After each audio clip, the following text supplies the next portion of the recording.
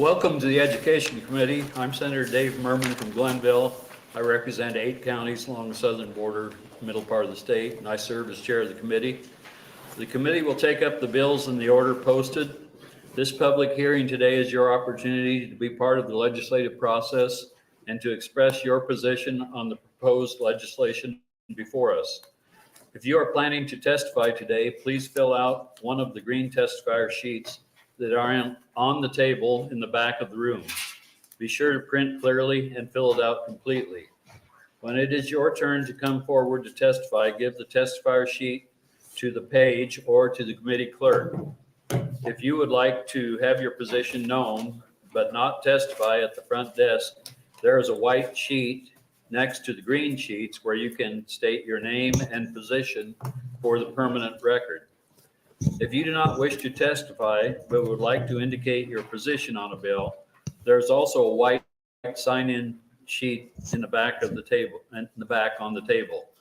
These sheets will be included as an exhibit in the official hearing record. When you come up to testify, please speak clearly into the microphone. Tell us your name and spell your first and last name to ensure we get an accurate record. We will begin each bill hearing today with the introducer's opening statement, followed by proponents of the bill, then opponents, and finally by anyone speaking in the neutral capacity. We will finish with a closing statement by the introducer if they wish to give one. We will be using a 3-minute light system for all testifiers. When you begin your testimony, the light on the table will be green. When the yellow light comes on, you have 1 minute remaining, and the red light indicates you need to wrap up your final thought and stop. Questions from the committee may follow. Also, committee members may come and go during the hearing. This has nothing to do with the importance of the bills being heard. It is just part of the process, as senators may have bills to introduce in other committees. A few final items to facilitate today's hearing. If you have handouts or copies of your testimony, please bring up at least 12 copies and give them to the page. Please silence or turn off your cell phones. Verbal outbursts or applause are not permitted in the hearing room. Such behavior may be cause for you to be asked to leave the hearing. Finally, committee procedures for all committees states that written position comments on a bill to be included in the record must be submitted by 8 a.m. the day of the hearing.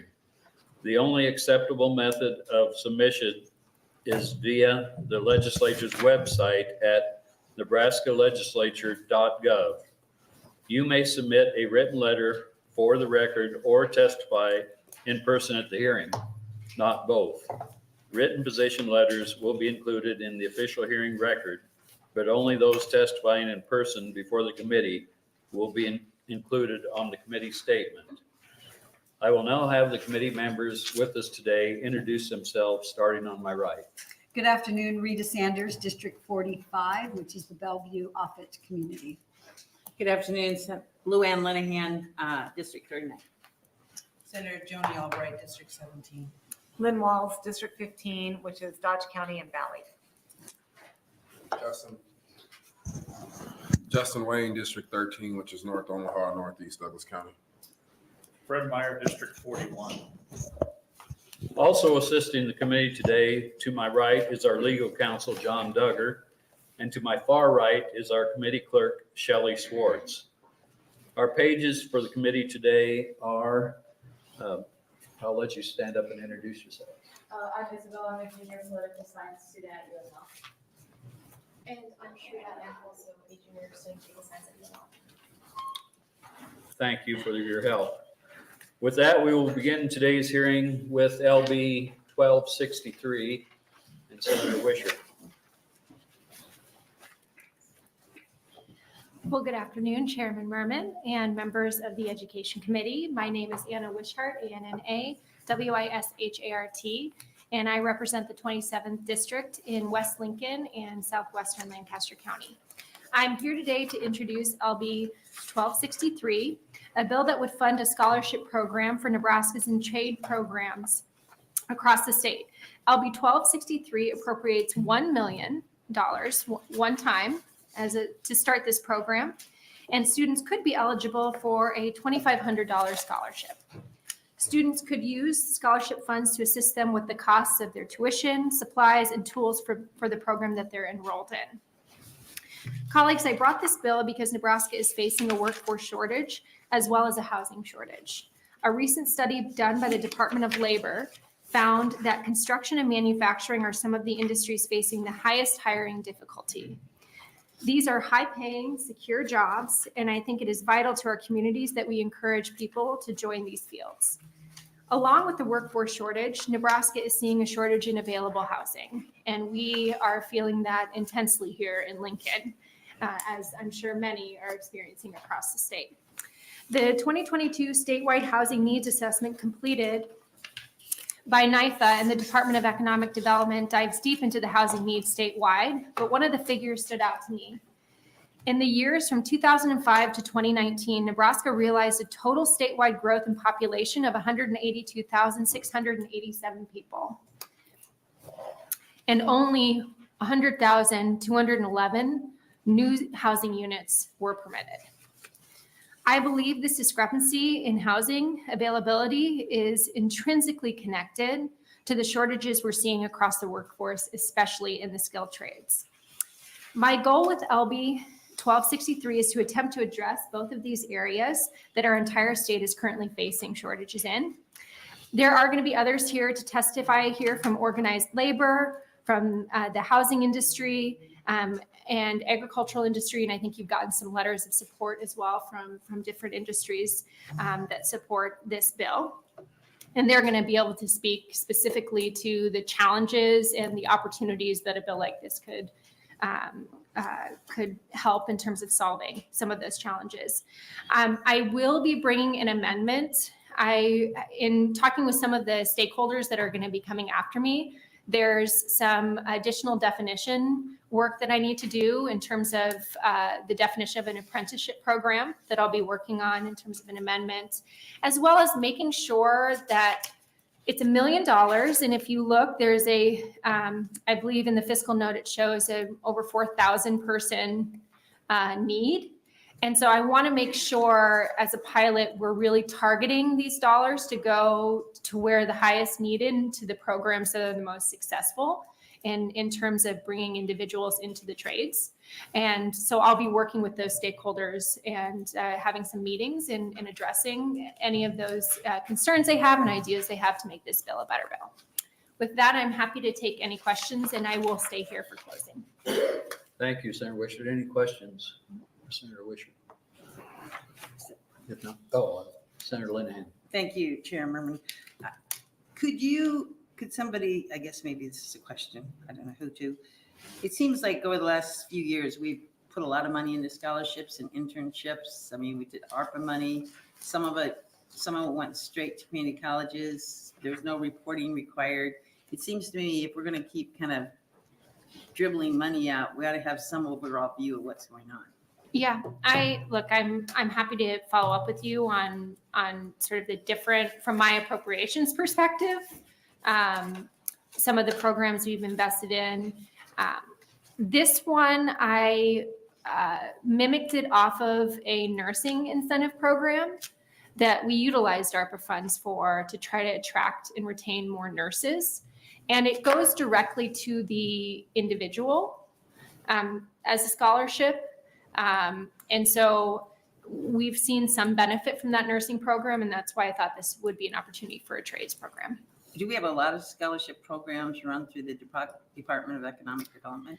We have some. I think the community colleges are going to talk to maybe a transition there in terms of who houses these programs, but we do have some programs through them. All right. Thank you very much for being here. Thanks for that. Any other questions this time? If not, thank you Okay. very much. Yeah, we'll ask for the first proponent for LB 1263.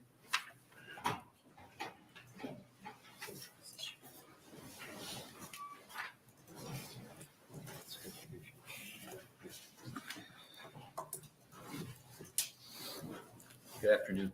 Good afternoon. My name is Joel Michaelis, Joelmichich, A-E-L-I-S. I am the Vice President of Instruction at Southeast Community College here in Lincoln, and indeed throughout 15 counties here in Southeast Nebraska. I am here today on behalf of the Southeast Community College and the other 5 community colleges in the state to offer our support for LB 1263, which creates a new scholarship program for students enrolled in a trade program. One of the key challenges that we have in Nebraska is the skills workforce gap in high demand areas, including health sciences, information technology, welding, construction, transportation, logistics, and other industry sectors. SEC alone produces approximately 7,000 graduates every 5 years in career and technical programs, with approximately 90% of those graduates staying in Nebraska. And having taken a look at the statistics at the other community colleges, I know that their graduates, it's roughly the same, that about 90% stay in Nebraska. In other words, an investment in students that go to community colleges and end up graduating, it's a good investment for Nebraska because they stay here. Our colleges are working to directly address the existing and growing skills gap by expanding our capacity to produce a skilled workforce. In fact, one of SEC's strategic initiatives is the intentional expansion of the pipeline of students choosing to pursue a technical career in various high demand industries where we are experiencing this skills gap. SEC has more than 2,500 high school students enrolled in its career academies throughout its 15 county service area. These programs offer junior and seniors in high school, and starting in the fall, we're going down to sophomores as well. But we offer these students opportunities to earn college credit in more than 15 career and technical pathways, including some of the ones that I mentioned before, and construction, as Senator Wishart said. The college also has various scholarship initiatives such as the Learn to Dream Scholarship, Scott Pathway Program, and many others.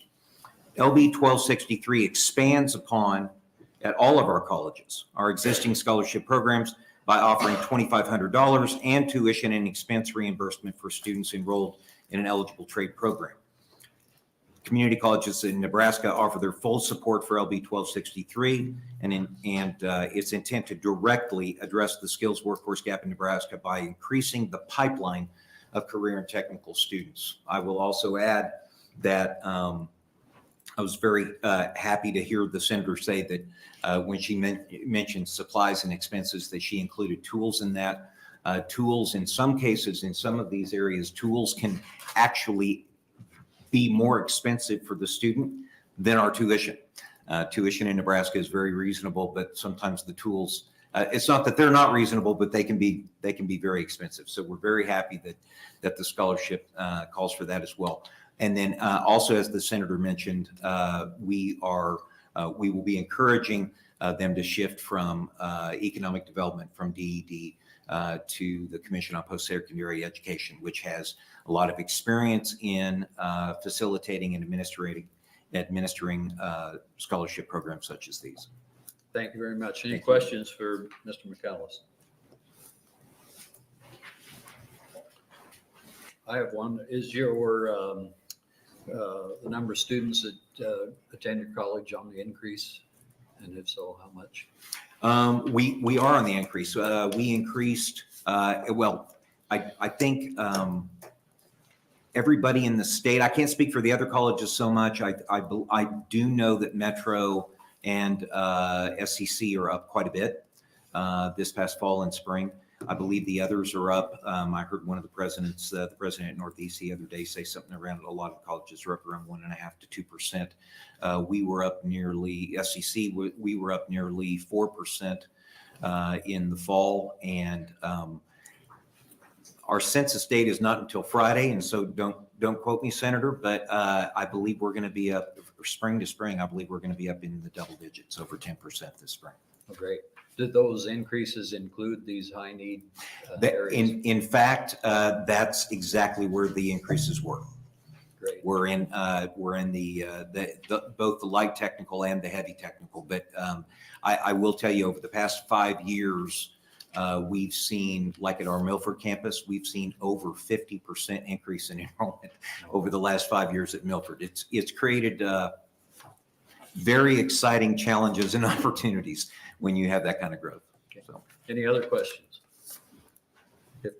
If not, thank you very much. thank you. Next proponent.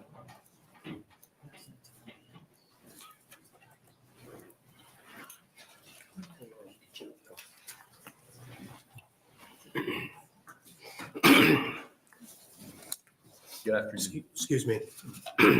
Thank you, Chairman and members of the Education Committee. My name's Ron Kaminsky. Last name's Kaminski.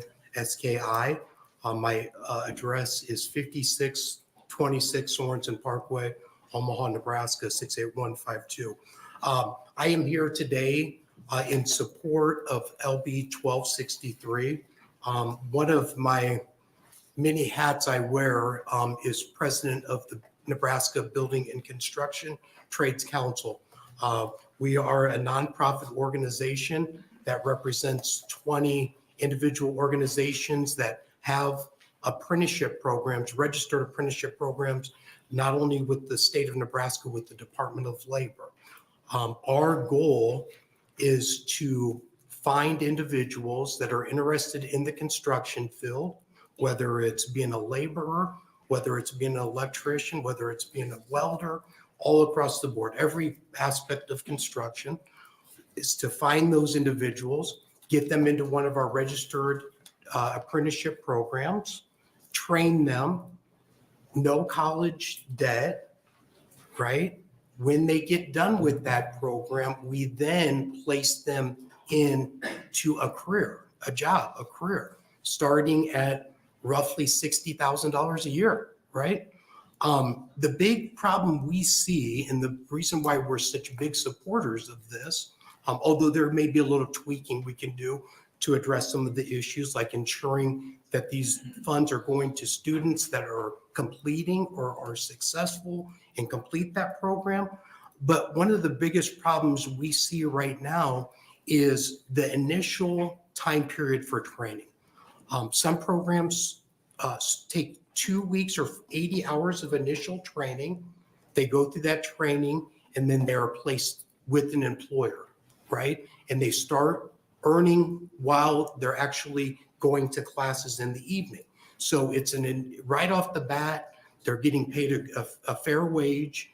They're educating themselves. And then they also have health care benefits, not only for themselves, but for all their dependents. So it takes them off the roles of needing assistance from the state of Nebraska. It's a win-win-win situation. These type of scholarships and initial help can be the deciding factor of either they're going to do it or they're not going to do it, because that initial 2 weeks of training is unpaid, right? Okay. So once they get past that point, they're out there making an income. They're providing tax dollars to our local economy. They're helping local business. And they usually end up living here in Nebraska during that whole time period and through their whole career. And like I said, I want to repeat this one more time. These aren't minimum wage jobs. They're not $10 an hour jobs. They're not $15 an hour jobs. They're not $20 an hour jobs. These start at $30 an hour and only move up from there. So I am very supportive of this. I talked with Senator Wishart, where there's a couple things we'd like to kind of discuss to make sure this is going to successful programs and students. And I am here to answer any questions. And I apologize if I rattled off real quick there, but I know you guys are busy. Thank you, Mr. Kaminsky. Any questions? Yeah. If not, thank you very much. Thank you so much. Have a great day, guys. Other proponents?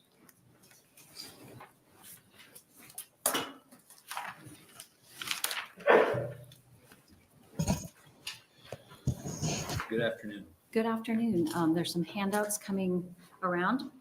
Chairman Merman and senators of the committee, my name is Shannon, Shannon Harner, Harner, and I'm the Executive Director of the Nebraska Investment Finance Authority, otherwise known as NIFA. I'm pleased to testify on behalf of both NIFA and the Nebraska Strategic Housing Council's Workforce Pillar 4 in favor of LB 1263, which would provide $1 million to the Department of Economic Development to create trade-focused scholarships, reimbursing tuition, supplies, or other expenses related to trade education programs. I'm here to advocate because every single student who chooses to go into the trades in our state is meaningful.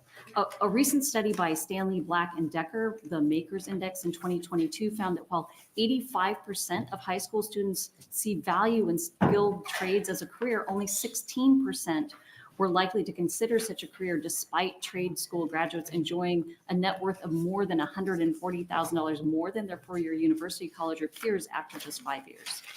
The same study identified a projected 650,000 person construction jobs open in the US with up to 10 million jobs unfulfilled worldwide.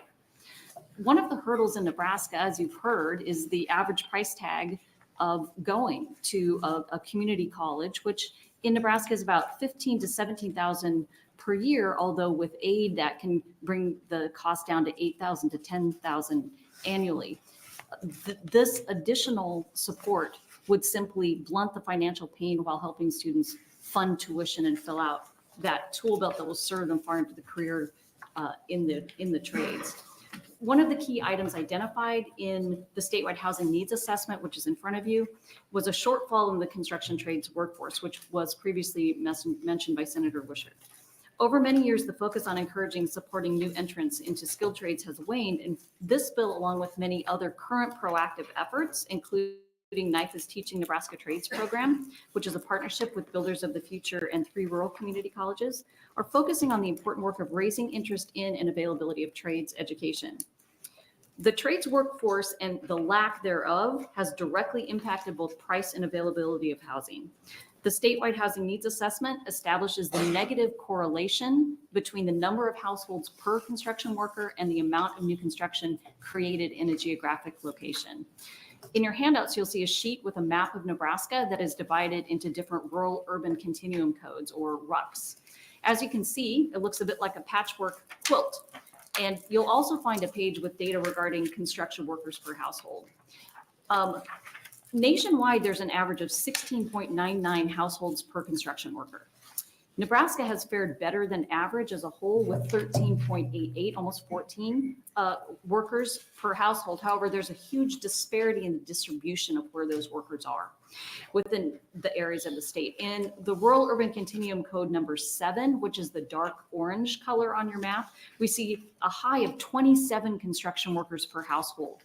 And in RUC 2, which is the Omaha metro area, it's just above 12. As you may expect, a dearth of available trade workers correlates to a lack of housing inventory. And this is felt more keenly in remote rural communities. It also correlates to increased cost of housing because scarce resources can command high prices. While a scholarship isn't a quick fix to available workforce or cost of housing, the more people who enter the trades, the better our overall situation will become. And passing this bill is the equivalent of planting a tree today to build shade tomorrow. In conclusion, I encourage this committee to invest in our youth, incentivize needed skilled trade careers, and ultimately positively impact the cost and availability of housing in our state. I'm happy to answer any questions. Thank you. Any questions for Shannon? If not, thank you for testifying. Other proponents for LB 1263?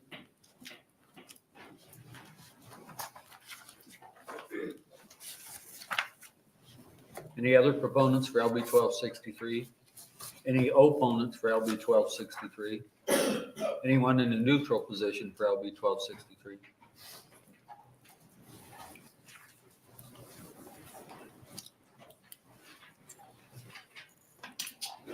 Good afternoon. Hello, Benjamin, Benjamin, Burras, Buras.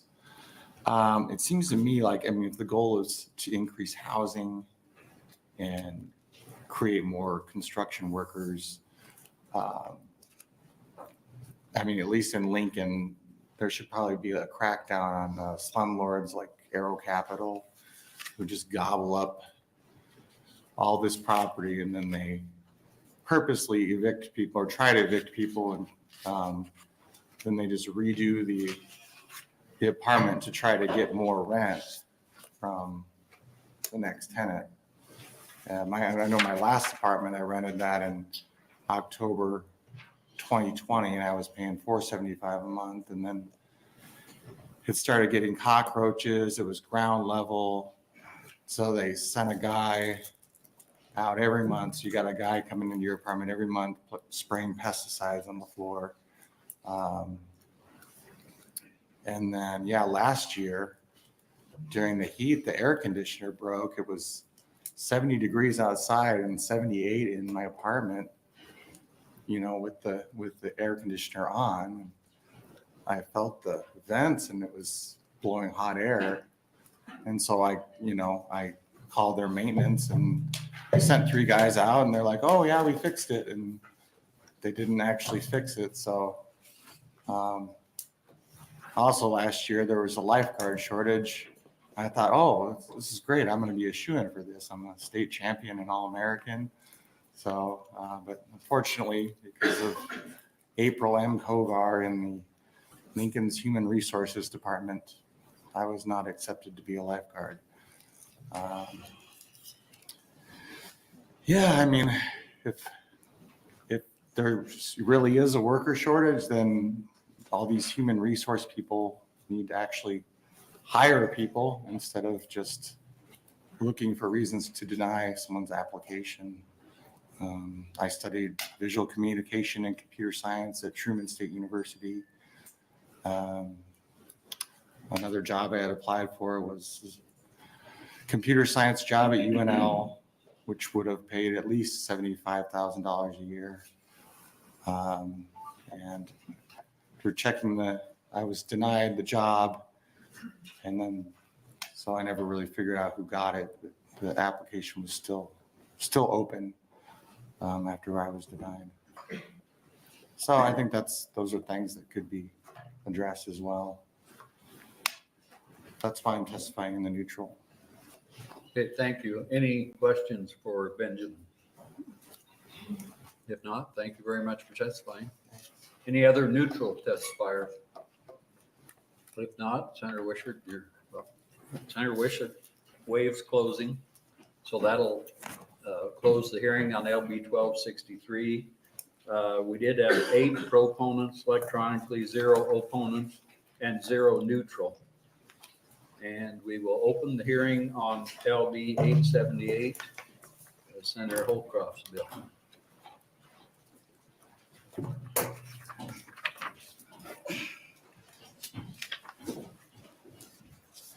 Welcome, Senator Holdcroft. Thank you. Good afternoon, Chairman Merman and members of the Education Committee. For the record, my name is Senator Rick Holdcroft, spelled RICK HOLDCROFT, and I represent Legislative District 36, which includes Western and Southern Suffolk County. Today, I am here to introduce LB 878. 878 simply proposes that bond issue elections for schools and educational service units take place only during statewide general elections. When I ran for the legislature, like many of you, I knocked on thousands of doors in my district. The constituents I talked to repeatedly told me stories of how property taxes were rising significantly. Part of my platform as I ran for the legislature was a commitment to work hard to find solutions to help lower the property tax burden facing Nebraskans. Issues of bonding and levy authority impact property tax bills. In 2023, several school districts in Nebraska relied upon special mail-in elections. 2 of those have patrons in my district, Papillion La Vista School District and Millard School District. The Millard levy override passed with 34.5% voter turnout, 34.5. The Papillion La Vista bond passed with 33% voter turnout. Comparatively, there was a 53% voter turnout in Sarpy County for the November 2022 general election. I believe it's important that there is as much voter input as possible when it comes to proposed ballot questions impacting our tax bills. That's why I'm bringing the legislation. LB 878 proposes that schools and educational service units seeking voter approval for the issuance of bonds and exceeding levy limits only do so in conjunction with the statewide general election. Chairman Merman and members of the Education Committee, thank you for your consideration of LB 878, and we'll be glad to answer any questions you might have. Thank you. Thank you, Senator Holdcroft. Any questions for Senator Holdcroft this time? If not, thank you very much for testifying. Proponents for LB 878. And if you plan on testifying for this bill, I'll ask you to try and move up into the front row or two so we can go through quickly. We have a lot of bills today. Good afternoon. Good afternoon. Nicole Fox, NICOLEFOX, representing the Platt Institute. The Platt Institute supports policies representing both good governance and reduced economic burdens for Nebraskans. LB 878 is one such proposal, and I want to say thanks Senator Holdcroft for introducing it. LB 878 is a proposal that reflects one of 5 policy solutions to address rising property taxes proposed in our 2023 policy brief, Nebraska's Path to the Top 10, 4 more years of tax reform. Nebraska has the 7th highest property tax rates, and school bonding and levy overrides are contributing factors. School bond taxes, I apologize, that's a typo in there, for the state of Nebraska for fiscal year 2022-2023 totaled over $207 million. The mail-in special ballot measures listed in the table that I've presented to you in your handout, they all passed. Statewide, and they passed with 35% voter turnout. Statewide, the 2022 general election turnout was 54.9%. In December of 2023, Bennington Public Schools approved a $119 million mail-in special ballot measure for the first quarter of 2024, and that was after a November 2022 $150 ballot measure failed to pass 2-1. So why focus on voter turnout? Special elections generally take place in the shadows of the news cycle. And because of this, both the media and the general public tend to overlook these elections. General elections are more desirable because we want a broader spectrum of representation, as well as for voters to be well-informed on each side of an issue so they can make well-informed decisions. The costs of all elections are ultimately passed on to the taxpayer. Regardless of the number of voters, there are fixed costs associated with elections. Per discussions with Douglas, Sarpy, and Lancaster County election commissioners, a November general election typically costs about $1.25 to $1.50 per voter. Special elections introduce added cost drivers, primarily those related to staffing needs. These added costs can triple and even quadruple that of a general election. The LPS bond issue in 2020 resulted in a cost of $4.93 per voter. Finding the added staff needed for a special election is difficult, and because there is often a shortage of workers, overtime pay is necessary. Regular staff often require overtime pay, and that is because state statutes require election offices to be open beyond regular hours to allow voters to register. In 2023, our neighbor Iowa passed a broader version of what LB 878 is proposing. It requires that all political subdivisions hold their bonding elections during November general elections only, ensuring more voices are heard when the issue of local debt is in question. It's time for Nebraska to follow Iowa's lead, and on behalf of the Platt Institute, I ask the committee to advance LB 878 out of committee. Thank you. Any questions for Nicole Fox? If not, thank you for testifying. Other proponents for LB 878? Other proponents, opponents for LB 878.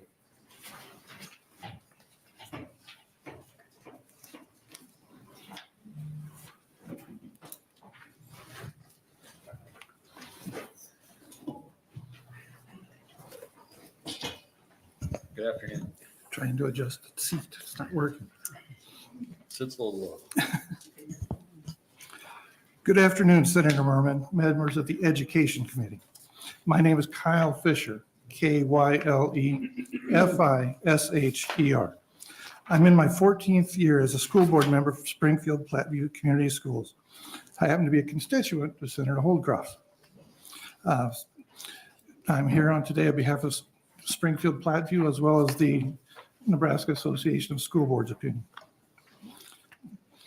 This bill removes control from the elected board to conduct their local business in a timely manner that is flexible and cost effective. The choice to ask voters to weigh in on a bond issue is the results of months of open deliberation at board meetings, community meetings, and other avenues of community input. Potentially delaying until a general election would delay a project that has been researched, communicated, and vetted. These delays cost more money. A district may be forced to delay the bond and construction for a year, thus rising the cost of the project, or attempt to initiate the bond a year before the plans and are in place and not have the complete cost impact. Neither of these steps take a step toward the solution. These are both negative impacts on the project. We had heard that mail-in ballots had been a success. It's an opinion that we have heard and shared. It seems this could be because it goes to every voter in the district, as well as potentially being focused on one subject, not the complete, perhaps 42 votes that you have to place on a regular ballot. I admit we have not used this tool in our past, but with current developments in our area, housing construction, as well as the future growth, we need this flexibility. As others have stated, limiting a bond election to only November or May, it will be difficult to schedule work in a way that can maximize summer construction season. Cost increases will be inevitable as construction schedules, competitive bids, and timelines would be negatively impacted. We show our residents and taxpayers that their funds are being used diligently and efficiently. If one believes in local control, perhaps you should not favor this proposal. Local control is conducted by electing local residents to serve on the board they are voted to. We are chosen to conduct the business needed on behalf of our community. We stand accountable to our constituents for the decisions we make. We appreciate Senator Holdcroft's intent on getting more public input, which could result in less spending. However, this solution has only the potential to add to district cost through its limitations and thus increasing the taxes needed. Thank you again for this opportunity, and I ask that 878 not advance. Thank you. Thank you. Any questions for Mr. Fisher? Yes, Senator Wayne. Can you cite an example of how waiting, an example of something that you can't plan for every 2 years? Because it allows for emergencies. So I'm just trying to figure out what. Our district is yet being undergoing other development of infrastructure of power, sewer, water. Most of our district currently is on septic tanks and wells in all the subdivisions that we have.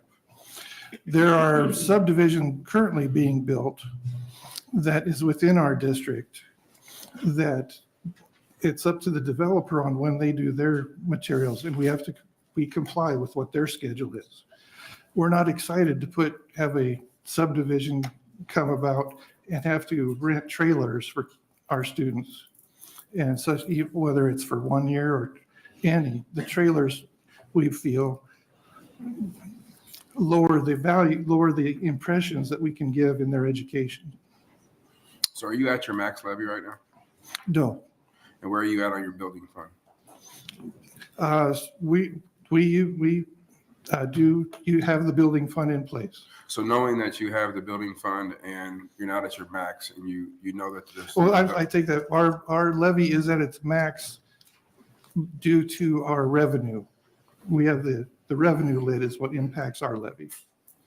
Okay. We're the opposite of most other districts. Yeah, we have a lot of hearings today. I'm not. Okay. Thank you. I'm just not quite understanding. Any other questions for Mr. Fisher? I have one. How much time usually goes by between the passing of a bond and the planning and construction? When a bond is passed, I believe it is about 18 to 24 months construction. Okay, thank you. Any other questions? If not, thank you. Oh, no. I just want to clarify. Thank you, Chairman Merman. I just want to clarify. It's 18 to 24 months to construct, or 18 to 24 months after the bond is passed? It's about, I would say it's 12 to 18 months for the actual construction, To start. depending on the size, whether it's different, whether it's a grade school or a high school.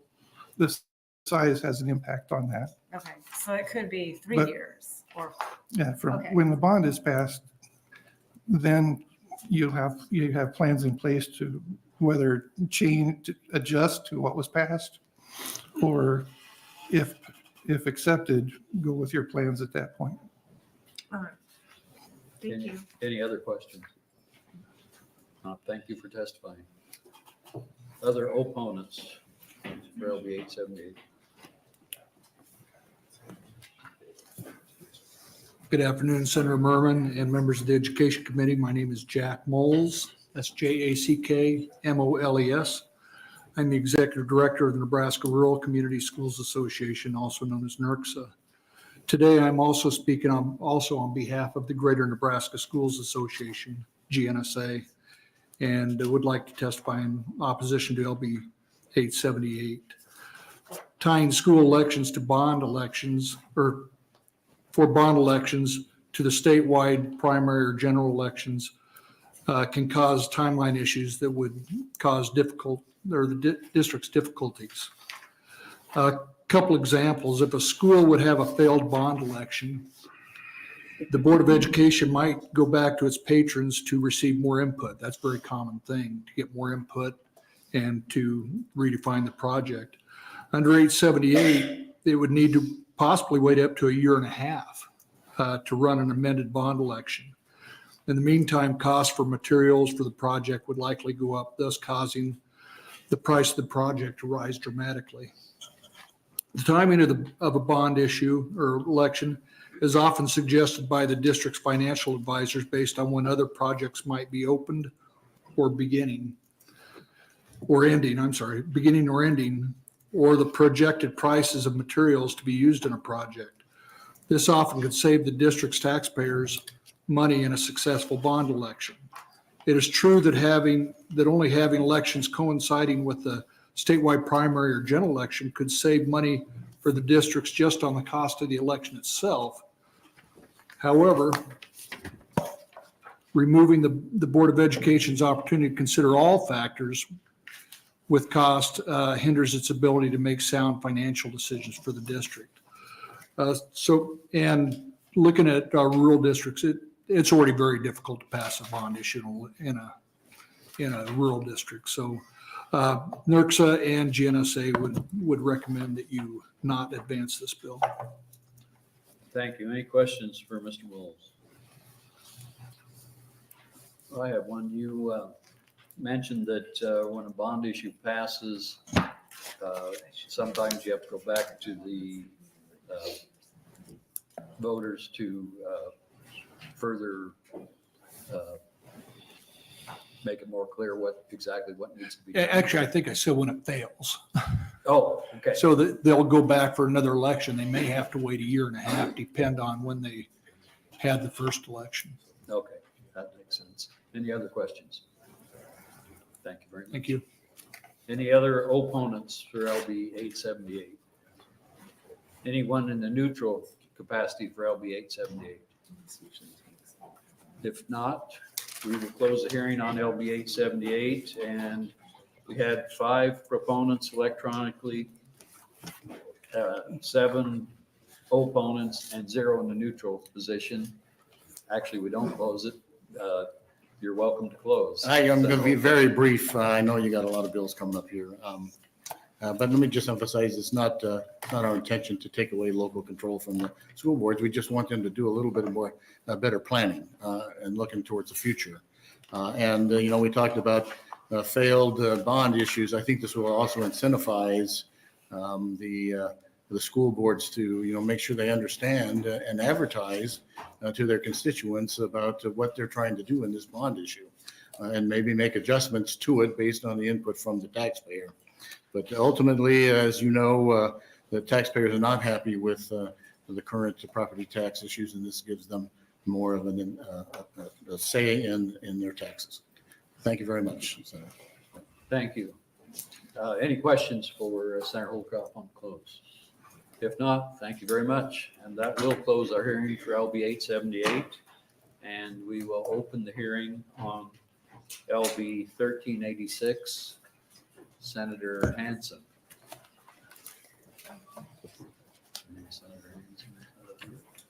Oh, here.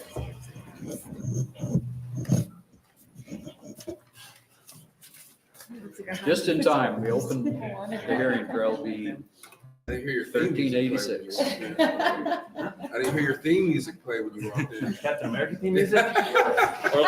or Leave It to Beaver, which one are you talking about?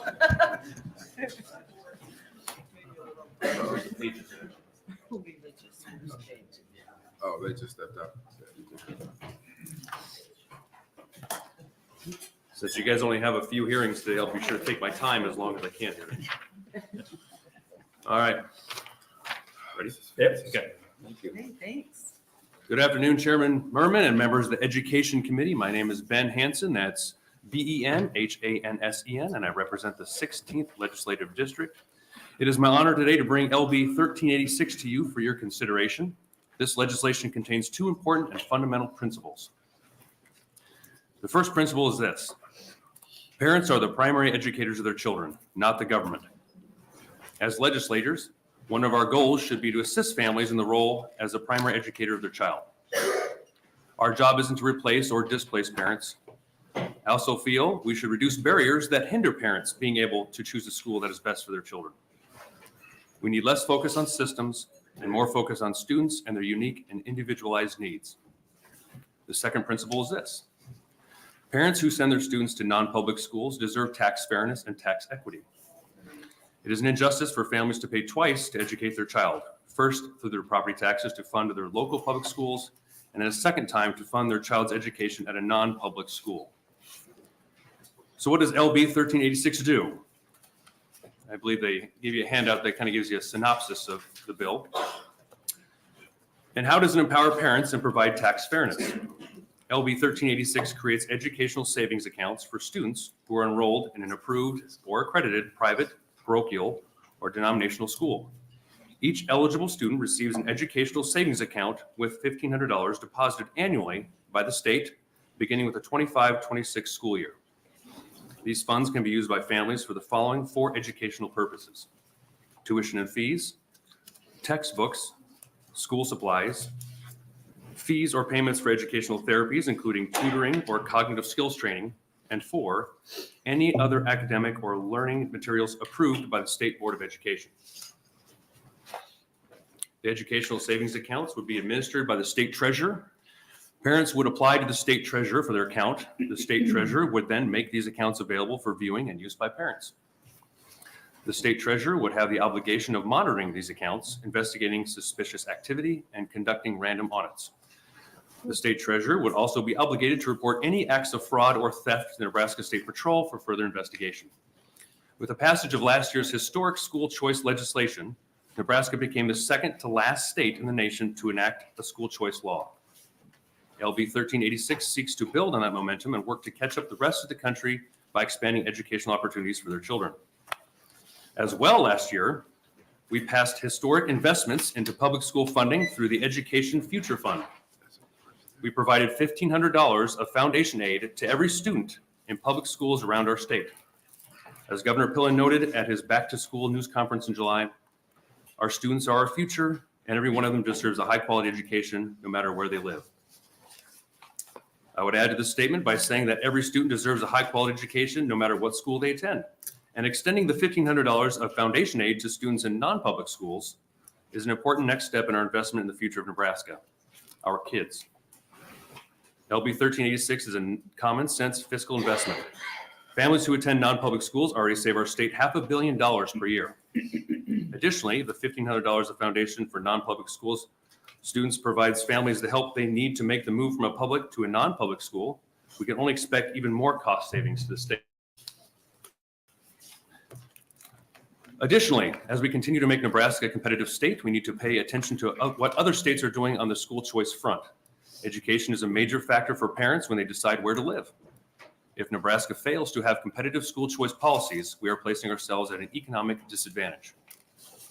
Robust school choice policies are one way to make sure families looking to move to Nebraska find our state attractive, and families questioning whether to move to another state are convinced that the good life is the right place to continue raising their family.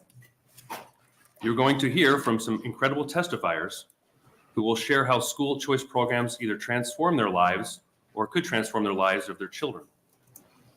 Whether it is a family that needs a tuition assistance to finally have the financial resources to get to a non-public school, or whether it is a family that needs some additional financial resources for special education instruction, my hope is that these stories will motivate you in the same way they have motivated to advocate and support families seeking the best educational opportunities for their children. When all is said and done, a child only has one shot at their K-12 education. It's our job as government officials to make sure families have opportunities to get the right educational fit they feel is right for them. Kids, not systems, should always be our number one priority. Thank you for your attention, and I would welcome any questions. Thank you, Senator Hansen. Any questions for Senator Hansen this time? Senator Conrad. Thank you so much, Chairman Merman. I know that we have a really busy day today, so just quick question. Are you going to stick around to close, or is this our one chance Nope, to? I'm going to close. Okay, very good. Then I'll hold my questions. Thank you so much. As long as it's not hard, we're fine. Any other questions? I make no promises. If not, thank you very much. Thank you. Proponents for LB 1386. And I'll ask if you're going to testify for 1386, try and move up to the front row or two so we can move through quickly.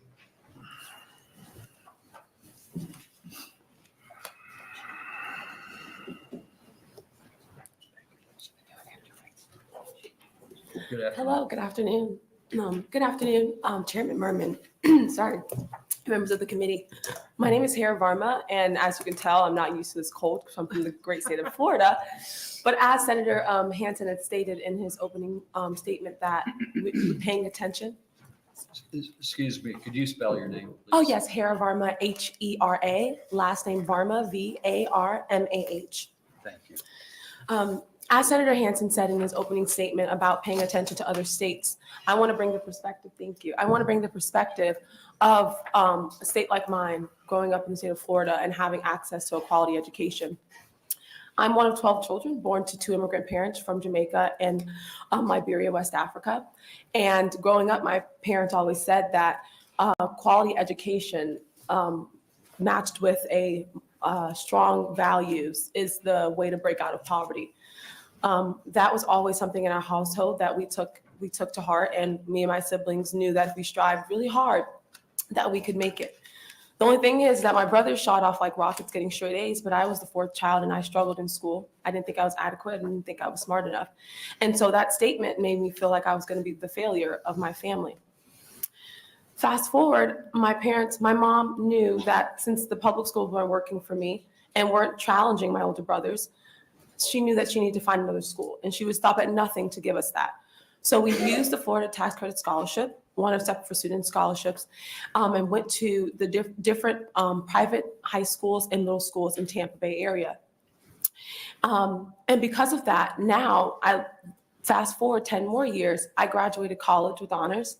I graduated my degree in food science and technology. My older brother, he's a mechanical engineer at a firm in Clearwater, Florida. My second oldest is in medical school. The third oldest is a chemical engineer at GE Healthcare, and myself working at the American Federation for Children, fighting to give every child the opportunity to school choice options that I had. School choice shouldn't be a privilege, and that's what I thought it was when growing up, looking at other states that didn't have school choice options. I thought that I would be in a lab coat right now. I graduated food science, like I told you. I'd be in a lab coat somewhere. But I decided that I was going to fight for school choice options in all states because of the opportunities that I had, the American dream that I was able to live out. And that's what every child deserves. Every child deserves the right education, the teachers the one-on-one attention if they need that. And that's what bills like this do. Bills give children the chance at a right education. And that's what I'm here to tell you today, is that I would not be sitting in front of you today at the age of 24, having traveled around the country and testifying on behalf of my story and behalf of my family, if it wasn't for the school choice options in my state. Because my state gave me the opportunity at the right education, I was able to sit in front of you today. And so I know that if you guys give the children a chance, and that's what school choice is, a chance at opportunity, that they will be the ones sitting in front of you today, sitting in front of you 10 years from now, talking about how much school choice and how much their education helped them in their lives. So thank you so much for hearing me today, and I welcome any questions. Thank you very much. Any questions? If not, congratulations for how well your family's done, and thank you for your testimony. Thank you. Any other proponents for LB 1386?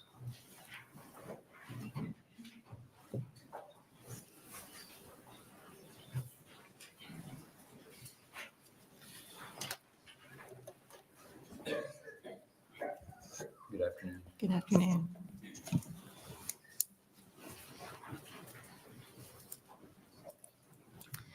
Good afternoon, Chairman Merman and the members of the Education Committee.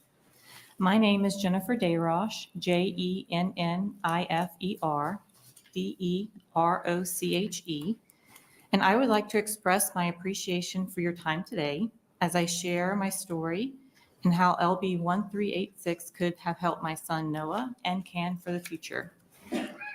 Noah is kind and energetic 10-year-old boy who loves Harry Potter Legos and asking questions about everything, which I'm sure you can imagine can bring up some pretty interesting conversations from mom and dad. He has been receiving services in some form since he was 2 years old. When we moved to Nebraska in 2021, the transition was very difficult for him. He began exhibiting behaviors that we had never seen from him before. His school principal and her wonderful team helped guide us through those transitions and did the best that they could with providing accommodations and interventions to try and keep him within the classrooms. However, even with accommodations and therapy, he would have meltdowns and outbursts multiple times throughout the day and would not be able to recover. So we were approached with a choice. We would have to transition him to another school, or we could have someone sit with him every day to guide him when he became overwhelmed or overstimulated. The thought of transitioning him again was terrifying since we had the extreme behaviors and difficulty when we first moved. So we felt that was not in his best interest, and we chose to move forward with a full-time para.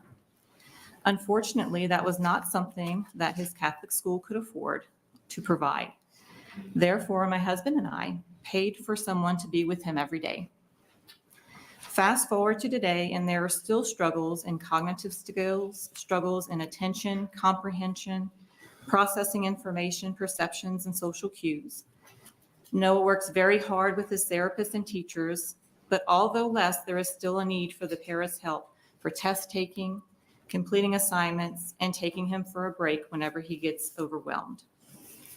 His school has become an extension to our family in providing the support and encouraging him to thrive. My husband and I both have learning disabilities, and the understanding now compared to back then is quite different. More programs and resources are in place to help students like Noah become successful, active children. Please help to provide opportunities such as funding families and their educational choices to assist Noah and so many others that want to flourish in their education while also growing in their faith. Thank you, and I'll take any questions if you have any. Thank you very much. Any questions for Jennifer? Yes. Senator Thank you, Walls. Chairman Merman. Thanks for coming today. We really appreciate it. I'm just curious, is your son on an IEP? He is now, but when we first transitioned, he was not. Okay. And then the other question I have, was it a recommendation of the team, the IEP team, to have somebody come in, a para for him?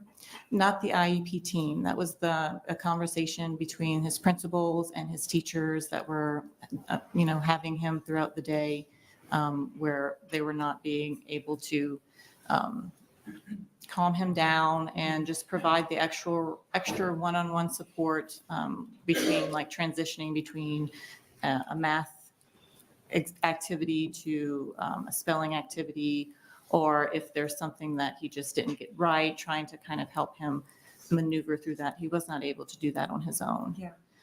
He was going through the tiered process and trying to figure out if he would apply or be able and eligible for the IEP services. But during that time, a lot of this was going on. So. Okay, all right. Thank you so much. I appreciate that. Sure. Thanks. Any other questions? I have one. You can name the state you came from, or you don't have to, but I'm just wondering, do you think you would have had similar services in the state where you moved from? So we've moved a little bit. We initially started services in Louisiana, and so he was on speech as well as some behavioral services, and those transferred into Iowa. Unfortunately, after kindergarten, he was removed from the IEP that he was on. We had him reattested, but at that time did not seem to have the eligibility for that there. But I do feel that having the assistance would have had a big benefit on being able to progress him a little further. Okay, thank you. Any other questions? If not, thank you for testifying. Sure. Other proponents for LB 1386?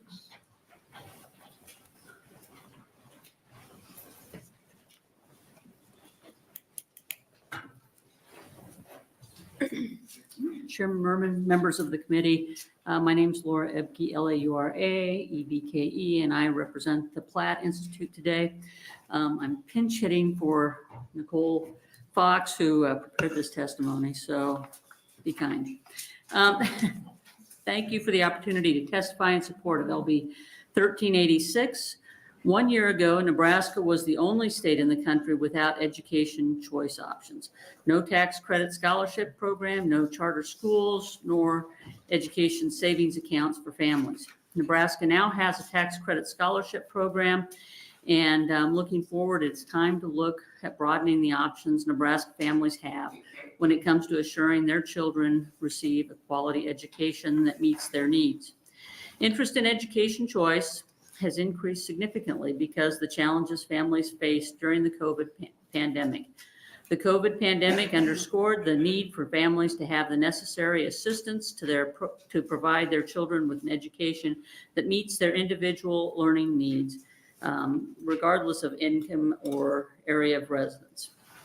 While we respect that not all Nebraskans will agree on the need for additional education choice policies, the reality is that many families do care about having these options. Nebraska public K-12 schools are a foundation of our education system. For most families, they will continue to be the main choice, but they could not be the only choice. They should not be the only choice. Some families may feel a different path may better fit their needs and the needs of their children. LB 1386 would establish an educational savings account for each student enrolled in kindergarten through 12th grade at an approved or accredited private denominational or parochial school for use on qualified educational expenses. To date, at least 13 other states have adopted educational savings accounts, including Iowa.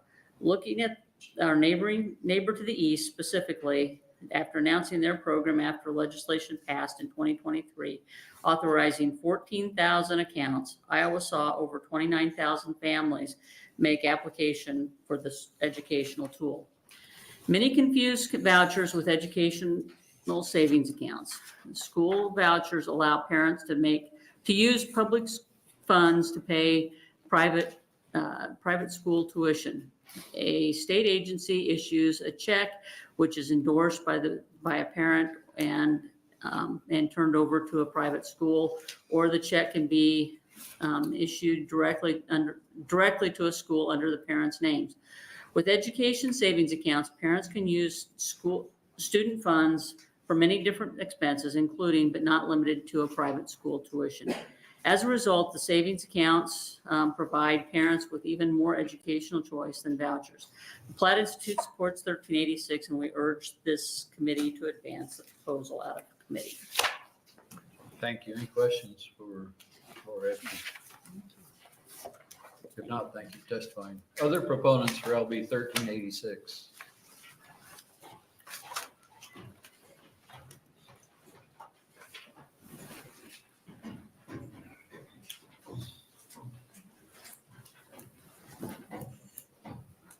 Good afternoon, Senators. My name's Scott Thomas, COTTTHOMAS. I'm with Village in Progress, Nebraska. And we do 1948 UDHR casework in the state of Nebraska, and it's all free of charge should anybody need anything looked into. And I testify in support of LB 1386 in accordance with the 1948 UDHR Article 18 and Article 26 respectively for the right to freedom of religion and right to education. Any questions for the senators? Thank you. Any questions for Mr. Thomas? Thank you so If much. not, thank you for testifying. Other proponents for LB 1386?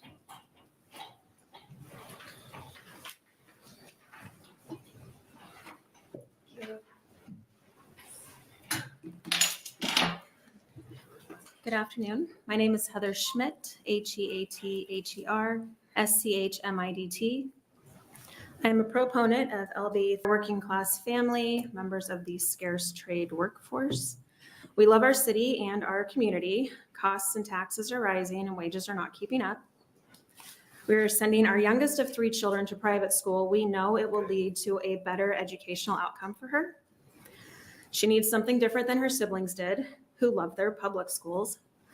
I'm happy to elaborate if you have any questions, but I know you have a lot to get through today, so I won't right now. The cost of this is our responsibility. We can't write it off. We can't save for it in the tax exempt account. We need some support and a little faith from you in our ability to make the best decisions for our children. Thank you, and I am open for questions. Any questions for Heather Schmidt? If not, thank you very much. All right, thank you. Other proponents for 1386?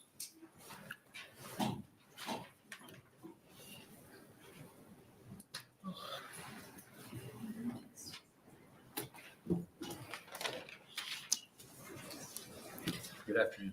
Good afternoon. My name is Francisco Solis, and it's spelled Francisco Solis. I am from Fremont, lived there with my wife Dominga and 2 daughters, Martina and Daisy. In junior high, I was immigrated to the United States from Guatemala. I moved to Schuyler where I attended school. I did not speak Spanish or English. I only speak my native language, Guatemala dialect, Quiche. The school was difficult, but I learned Spanish and English. I received good education, participated in activities, and graduated high school. 2 years ago, my family moved to Fremont from Dakota City. When we moved, Dominga, who is also an immigrant from Guatemala, I wanted to choose a good school for our kids. We did not think that the local public school would be best school for them. Instead, we tried to option enroll at the Cedar Bluff Public School. We toured the school and liked it. The school official told us that they look forward seeing our daughters in the falls. When we sent all the option enrollment paperwork, we told the school that Martina had an IEP, moderate hearing loss issue. This when everything changed for us. The Cedar Bluff principal sent us an email, told us that Martina will not be accepted because of her IEP. My family was disappointed, and it was not fair for Martina was being rejected because of an IEP. Martina was a good student with good grades and good behavior. With no behavior issue. When Martina, former school counselor, sent information to Cedar Bluff, he said it was a very strong advocate for herself and her hearing issue. I was personally upset. I felt like my family was being treated poorly because we couldn't speak very good English for my wife. We also wanted to send our daughter to Arbor Shop Bergens in Fremont. but unfortunately we couldn't afford to go on into that private school. I am here today because this legislation could help my family, and we could help. We could use the $1,500 to afford our Arborshop Bergen, which we knew will be good school for our kids. As an immigrant, Dominga and I want our kids to have better life than us. We want them to go to college and get good jobs and raise a happy family. My foster dad passed away almost 10 years ago. He was an immigrant from Mexico and only went to school till 6th grade. But he worked hard to give me the best opportunity that he could give me. And I want to be like him, you know. I want to be like him to give my kids the best that I can give to them. Thank you for listening, and for my story, please support Senator Hansen. Thank you. Any questions for Francisco? I Yes, just have Senator a Wallace. question. Can you say your last name again? Solis, Solis. Thank you. Thank you, and thank you for advocating for your family. Any other proponents?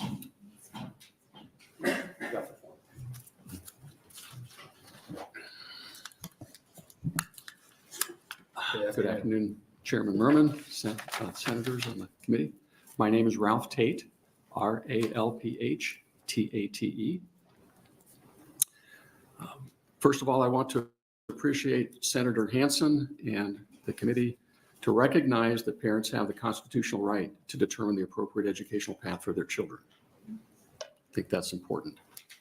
When 60% of my property tax is directed to public education, I also think it's appropriate that parents send their children to private, parochial, or non-denominational schools be afforded the same tax relief as public schools. I would make a suggestion, though, that I think that $1,500 is inadequate. When we recognize that the cost of a public education student on an annual basis is somewhere in the neighborhood of $14,000, $1,500 sounds cheap. My suggestion that you would consider perhaps is the same level of funding that Senator Erdman's Bill 939, which offers half the adjusted average per pupil cost per tax relief, might be a consideration. The other thing I think that's important to understand is perhaps none of this would be an issue, or certainly not as significant an issue, if we didn't also recognize what the academic performance is in today's public schools. If you take a look at the standard test scores for English language arts and math, you'll find that for each and every grade between 3rd and 8th grade, anywhere from a third to a half of our students do not meet the academic standards. That's important, a third to a half. And if we take a look at the minority students, Black students, anywhere from a half to 3/4 of the students do not meet academic standards. I mean, that is not an academic bar that is terribly high. I would also like to make a suggested addition to consider. Of the 476,000 students in Nebraska, the parents of the 13,700 students who are homeschooled should also be considered the same kind of tax relief. They're taxpayers too. As a matter of fact, I'm a taxpayer, and I haven't had a student in school for the last 13 years. So anyway, we recognize that 80% of all the learning that we gain in life is actually gained by age 5. So we need to recognize the key role that parents play in the education of their children. However, we recognize that currently Nebraska law prohibits the academic achievement testing of exempt students. I'm not sure why. There must be motivation for that. But there's no way then to compare the performance of a homeschooled student or an exempt student with a public or privately educated student. Typically, the studies have shown that exempt students typically score 15 to 25% above public school students on standardized academic achievement tests. And for Black students, the results actually show 23 to 42% higher. 78% of the peer-reviewed Studies of academic achievement show exempt students perform statistically significantly higher than those in institutional schools. And when you take a look at the non-academic parts, 87% of the peer-reviewed studies on social, emotional, and psychological development show exempt students performing statistically significantly higher than those in institutional schools. I think that perhaps says it all, and I've run out of time. So perhaps I can answer any questions. Thank you. Any questions for Mr. Tate? If not, thank you for testifying. Thank you. Any other proponents for LB 1386?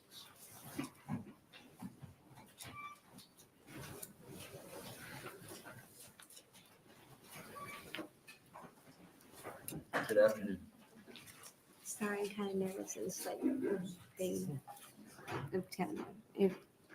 Could you speak up a little bit, please? Is this good enough? You little bit louder more? if you can. Okay. It is Sorry. good? I don't know. Just as loud as you can. These microphones don't magnify. Okay. Hi, my name is Martina Alonso Gomez. My name is spelled MartinaAlonzogomez. I am a 10th grader at Fremont High School. I am an honor student and participate in school activities. I also have an IEP for moderate hearing loss. When my family moved to Fremont, my parents wanted us to have the best education that they could give us. So we searched around and found Cedar Bluff School. I wanted to attend Cedar Bluff because it was a small town, less students, and the teacher would have more time to work with each student. But unfortunately, Cedar Bluff turned me down because of my IEP. My parents and I were very upset. While I have a hearing issue, I've always been able to manage it well. We decided to look into Archbishop Bergen in Fremont. My family and I thought that it would be a great school, especially a school where I could grow more in my faith and have a better educational experience. But sadly, my family could not afford the expense, so we had no choice but decided to attend Fremont High School. At first, I felt scared, but over time I grew and I'm comfortable with the school. Now I'm trying to be the best student I can be, and I've achieved many things in my high school career due to my parents pushing me every day to be the best person I can be and to have a better education than what they had.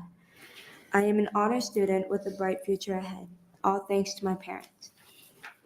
If my parents could afford Archbishop Bergen High School, I believe I could have been a better student and my parents would have been happier because they could have chosen the best school for me. I am here today because this legislation could help my family to get me and my sister into Archbishop Bergen. With the $1,500, it could help other families with the same situation that we had. There are a lot of families who could not afford private school, but this legislation can help these families to send their kids to private school with less struggles and better education. I feel that families like mine who are working very hard to live the American dream should have more opportunities to choose a school they know what's best for their children. Thank you for taking the time to hear my story. I hope you will support Senator Hansen legislation and help more students like me. Thank you. Any questions for Martina? If not, thank you for testifying. We could hear you very well. Thank you. Any other proponents?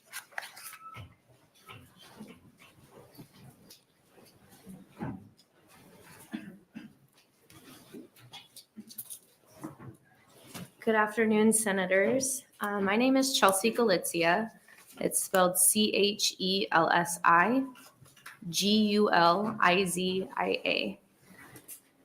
Sorry, I'm really nervous. I've never done this before. I am the assistant principal of Sacred Heart School in Omaha, Nebraska, where I've been fortunate enough to work for the last 7 years, and I have spent my entire professional career as an educator in the Catholic school system. However, I am the product of a public school system, and I proudly send my own children to an amazing public school in the small community of Auburn, Nebraska. I share this with you because I feel it creates a unique perspective where I can happily sit on both sides of this fence and fully support public school systems as well as educational opportunities and educational choice for others. I believe it's safe to say that as a parent, we all want what is best for our children in all aspects of life. We want our kids to grow into successful adults who can be contributing members of our communities, and that all starts with quality educational opportunities. Unfortunately, we have pushed our students and families into a one-size-fits-all educational system that simply doesn't fit all. I wholeheartedly believe that our public education systems are vital, but also fully understand it's not always the best fit for all of our students. As an educator, like all parents, I want what is best for my children, and in this case, I would be referring to my students. My unique experience in the Q school system provides me with a firsthand witness to the power that a simple change in educational opportunity can have in changing the trajectory of a student's educational success.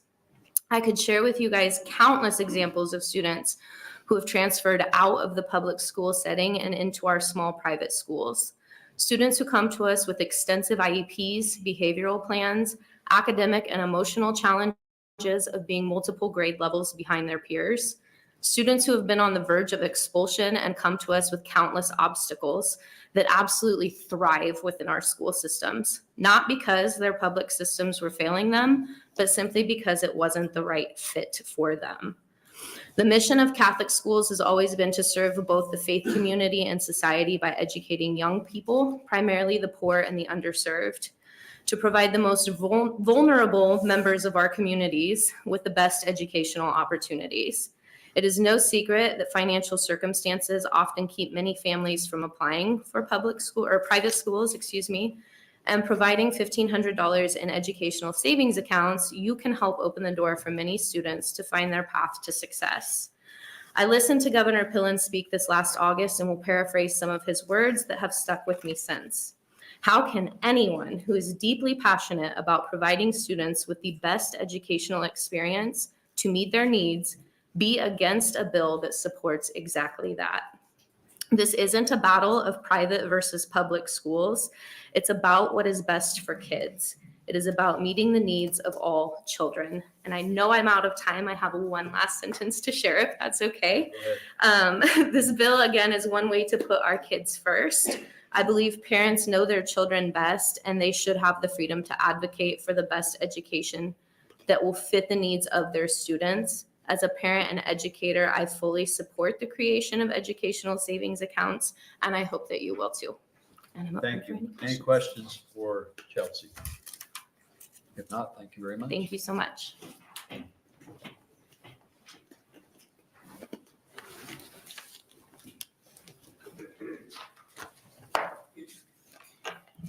Good afternoon, Senators.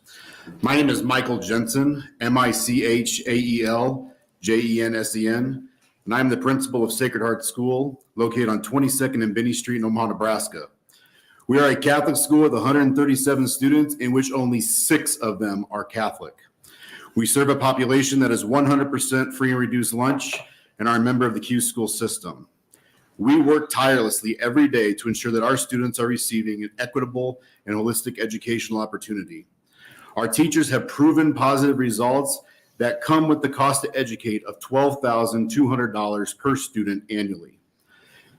However, the overwhelming majority of Sacred Heart parents can only contribute approximately 5% towards the cost to educate one student.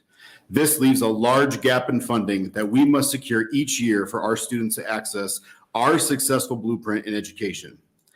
In addition to the following resources, a licensed mental health therapist, a full-time counselor, a full-time student support specialist from Boys Town, a director of academic intervention to ensure no student falls through the cracks, director of student and family support services to ensure students that families are receiving the wraparound services that are necessary for personal growth, a middle school navigator who helps prepare, track, and support our students through both private and public high schools, one-to-one blended learning technology resources, and a commitment to using the best practices that are governed by a board of highly respected educators from our community. I also want to mention three amazing resources that call Sacred Heart home that don't come with a price tag. Our 3 OPS special instruction teachers. They are so important to our students' success. They provide our students with special instruction, speech and language pathology, Title I services. They are amazing educators. We are grateful and honored that OPS shares their teaching talent with our students. They too are part of the blueprint at Sacred Heart. You see, we do it together, private and public school teachers, working under the same roof to make sure kids get what they need. Some people may say that the above resources are luxury. I would argue that they are necessary. Some may wonder, what would we do with $1,500 in educational savings account at Sacred Heart? And it's simple. Ensure that the resources that I already mentioned remain part of our educational process. These are expensive resources to provide on a shoestring budget. The cost to maintain competitive salaries are at all-time high. Textbook loan resources must be prioritized for our greatest need, even if it's not the greatest resource. There are so many unknowns that our fundraisers have to navigate each year to secure our budget. However, one thing that we do know is that our pre-kindergarten and kindergarten classrooms are already full for next year, and we haven't advertised at all. Our community members want what Sacred Heart has to offer. You are welcome to visit our school. I think you will see our students are a wise investment when we offer families the funding they need to make educational choices for their children, because everyone comes out ahead. Thank you. Any questions for Mr. Jensen? I just have a quick question. I'm sorry, I was trying to look at a text and listen to you at the same time. So can you tell me how many kids are in your school again? 137. 137. And 6? 6 are Catholic. Wow. Okay. Thank you. You're welcome. Any other questions? If not, thank you for testifying. Thank you.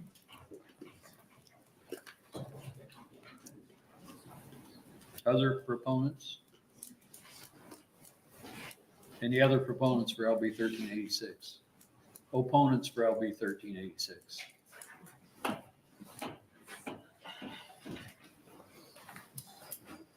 Once again, Benjamin, B-N-J-A-M-I-N, Burris, B-U-R-A-S. It seems like if these private school or denominational, parochial, whatever that means, if they're so successful, why can't the current faculty of these private schools couldn't they just call up their successful alumni and get them to donate money to the schools? Because I know that's how they did it at Nebraska Wesleyan University. So, yeah, I mean, I've heard people comment on that we have freedom of religion. I really don't think that's true. I think it's just separation of church and state, because I would challenge anybody to convert to Islam and then see how people would react to you. Yeah, I mean, I don't see why Nebraska's got very good public schools. So if this is an issue of like an IEP issue, why don't they just expand the IEP programs at the public schools instead of, just giving tax dollars to these private schools, and who knows where it's going to go. So that's why I'm against this. I mean, that's what we had to do in Nebraska Wesleyan. We would phone bank and call alumni, try to get them to make donations to the school. So that's why I'm against this. Thank you. Any questions for Michael? If not, thank you for testifying. Other opponents?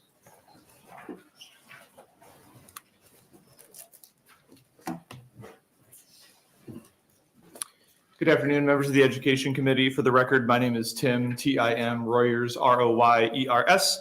I'm the president of the Millard Education Association, and I am here today speaking on behalf of the Nebraska State Education Association in opposition to LB 1386. LB 1386 is the latest in a long line of bills that attempt to siphon off public resources for private gain, and in this case does so in a way that flagrantly violates the Nebraska Constitution. LB 1386 allocates general fund dollars for private school tuition. Nebraska Constitution, Article 7, Section 11 clearly states that, quote, appropriation of public funds shall not be made to any school or institution of learning not owned or exclusively controlled by the state or political subdivision thereof. It's irrelevant that this money could be used for other things that qualify under the bill, and it's irrelevant that there's multiple hands that change through. Courts have consistently ruled that programs like this are an appropriation to private schools, which our Constitution forbids. Furthermore, the Nebraska Constitution bars any school that receives public dollars from the state from having any religious test qualifications for students or staff at that school. This would render a large number of private schools ineligible to receive funds from these accounts. Additionally, LB 1386 will be ripe for abuse. Arizona's Education Savings Accounts program, for example, has seen fraudulent misuse of millions of dollars. In one fiscal year alone, an audit revealed that more than $700,000 of funds were improperly spent on things like toys and family vacations. Not only that, parents bought items that were legally permissible, but then returned them and secured their refunds in the form of gift cards, so that way they were free to use the gift card dollars for whatever purchases they wanted. Since the last time this committee attempted to implement a school choice scheme, even more data has come in to indicate the failure of programs like this. In Iowa, for example, a program Governor Pillen touted last year, only 12.7% of students that utilized the ESA program in Iowa had ever attended a public school. And what happened in Iowa in response to the influx of these public dollars into private schools? Tuition rates skyrocketed, and in some locations, the tuition rates increased by as much as 50%. ESA simply subsidized families who are already of means and line the pockets of private school administrators. The fact of the matter is this: education savings accounts do not improve academic outcomes. The more recent and the larger the school choice program, the greater the failure to deliver results. We should be learning from the mistakes coming out of other states and avoid these schemes, and instead find ways to strengthen and improve our public schools that serve all kids. And finally, I would remind this committee that over 100,000 voters from every single county sent a very clear message to the legislature this past summer that they do not want to see public dollars going to private schools. Please respect the will of the people, heed the warnings of nearby states, and say no to LB 1386. Thank you. Thank you. Any questions for, yes, Senator Linehan? Thank you, Chairman Merman. Thank you for being here, Mr. Reyers. In your paragraph, let me see, 1, 2, 3, 4, fifth paragraph, last line. Subsidized families who already have things, okay. Line the pockets of private school administrators. Mm-hmm. Do you know a lot of rich private school administrators? I'm referring to the people who own and operate the private schools, not necessarily like the principals themselves. You mean like the Catholic Church? If you want to fill in the blank with that, sure. Was that what you're saying? I mean, here's what you I mean, said. the dioceses in Iowa are the ones increasing tuition by up to 20 to 30%. So, yeah. What you say here is line the pockets of private school administrators. Yes, the contention is that does not help families that are in need. It allows private schools to gain more money. But that's not what you're saying. I'm trying to figure I out want to be. what private I'm school attempting to administrators- clarify. If the response to the creation of educator savings accounts in Iowa was to increase tuition by double-digit percentages, how else would you describe that? Okay, thank you. Any other questions for Mr. Rogers? I have one. If you said it would allow private schools to obtain more money, well, if the private schools use that money for education, wouldn't that be a good thing? Not if they're the whole premise, generally, as I understand it from proponents of school choice, is to provide, as we heard from some testifiers today, the idea is to expand access to families who might not have had access to those schools prior. But as Iowa proves, nearly 90% of the recipients were already attending private schools. So if the vast majority of the families receiving these dollars already attend those private schools, and those private schools are significantly increasing their tuition, then my answer to your question is no, because it means that they're not expanding educational outcomes. They're simply expanding how much revenue they're generating off of those families. Thank you. Any other questions? You're making a critical assumption there, aren't you? You're assuming that every student would stay there, but for the dollars, maybe that's the reason why these dollars are supplementing, is because those families couldn't afford it, and now they're supplementing. You're making, just it's a yes or no question, you're making an assumption. I'm not making an assumption. I'm citing fact from the state of Iowa this year, sir. There's an assumption in that fact. Given the response to raise tuition, I would say no. Okay. So the people who are taking scholarships because tuition's going up, you're saying it's to line the pockets rather than saying maybe those people would leave because they couldn't afford the higher tuition. Given that the historical tuition rate increases within those private schools prior to the passage of the educational savings accounts was nowhere near the increases they experienced in the year that they did have an educational savings account, I don't believe I'm making an assumption. I think there's a direct correlation between the passage of ESAs and an increase in tuition that does not correlate to increase in expenses. You're going to stand by that post-COVID? Because COVID has seen a huge influx of people leaving public schools, me included. Given that the bill passed in 2023, I would say yes. Parents may be looking for options to go somewhere because of what they experienced. You can make that your assertion, Senator. I would disagree. Okay. Okay. All right. I'm done with that. Any other questions? I have another one. Sure. I think you said 90% of the students that received the funding in Iowa already attended. Yeah, to be specific, and it's listed in that paragraph that Senator Linehan cited, and this is coming from the Iowa Department of Education, only 12.7% of recipients had ever attended a public school. So that's not even factoring. So if you only looked at the percentage of those students that even attended public school the year prior, that percentage would be even lower. So if the funding helped even 10% or a percentage of 10% of the students that could go to a private school, a school that would maybe better serve their needs, wouldn't that be a good thing? I think your question highlights, Senator Mervin, maybe where you and I have a philosophical difference on solutions like this. I think while that hypothetical certainly is true, it comes at a greater cost to those who do attend public schools, which represents the vast majority of the kids in that state, in the state of Iowa. So while, yes, that certainly might be true for that low percentage, the funding trade-off and the harm it's causing to public schools means that you have more students who are harmed by this than the limited number of families who stand to benefit. I'll just ask one more question. If the public schools are educating less students because some of them are going to a private school, wouldn't that be less expensive for public school? I'm very glad you asked that question, because I think, again, this is something that's come up often, and it came up last year in the discussion of 753. Let's say 1,000 kids leave Millard Public Schools, which is the district that I'm in, right? Sounds like a lot. If you break it down by building and by grade level, you're talking about maybe 5-ish kids. It's not enough to remove a teacher, right? So your fixed costs remain the same. You still have the same number of teachers, same number of classrooms, generally the same number of expenses, but now Millard Public Schools has lost millions of dollars in funding. So yes, you're right. In principle, there could potentially be a reduction in the number of students attending public schools. However, and again, this is not just my opinion, I'm actually quoting the fiscal note for 753 last year. The Legislative Fiscal Office said, there will not be a sufficient number of students within concentrated schools or classrooms to justify a reduced expense. That regardless of the cost of bills like this, it will be a net harm to public school funding. Okay. I assume that Millard could be more efficient with their buildings and their classes. I'll leave it go at that. I would challenge that assertion, Senator Merman. I would love to have you come to Millard Public Schools and I can talk to you about the great work we're doing. Let's go to the fiscal note. Yeah. Doesn't the fiscal note also say that the bill would save, you're talking about losing money. Right. Why would they lose money? Because we would save I think it was $12.5 billion, right? If 5,000 kids left public schools. Right. It would be a $12.5 million savings. Right, but what the fiscal note... 12, is that right? It says a $12.5 million savings. Sorry, I just want to clarify, because I mentioned a fiscal note from which bill are you talking about? 753. Sure. That fiscal note says there would be no drop in expense on the part of schools. Did it say it would save the state $12.5 million?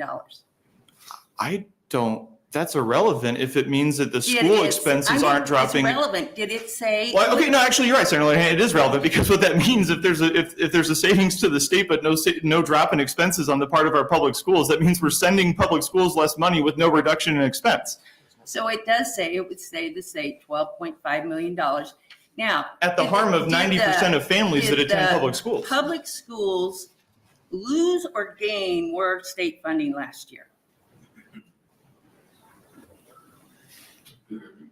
I believe I'm quoting Governor Pillen when he said he wanted 97% of the Education Future Fund money to go to property tax relief.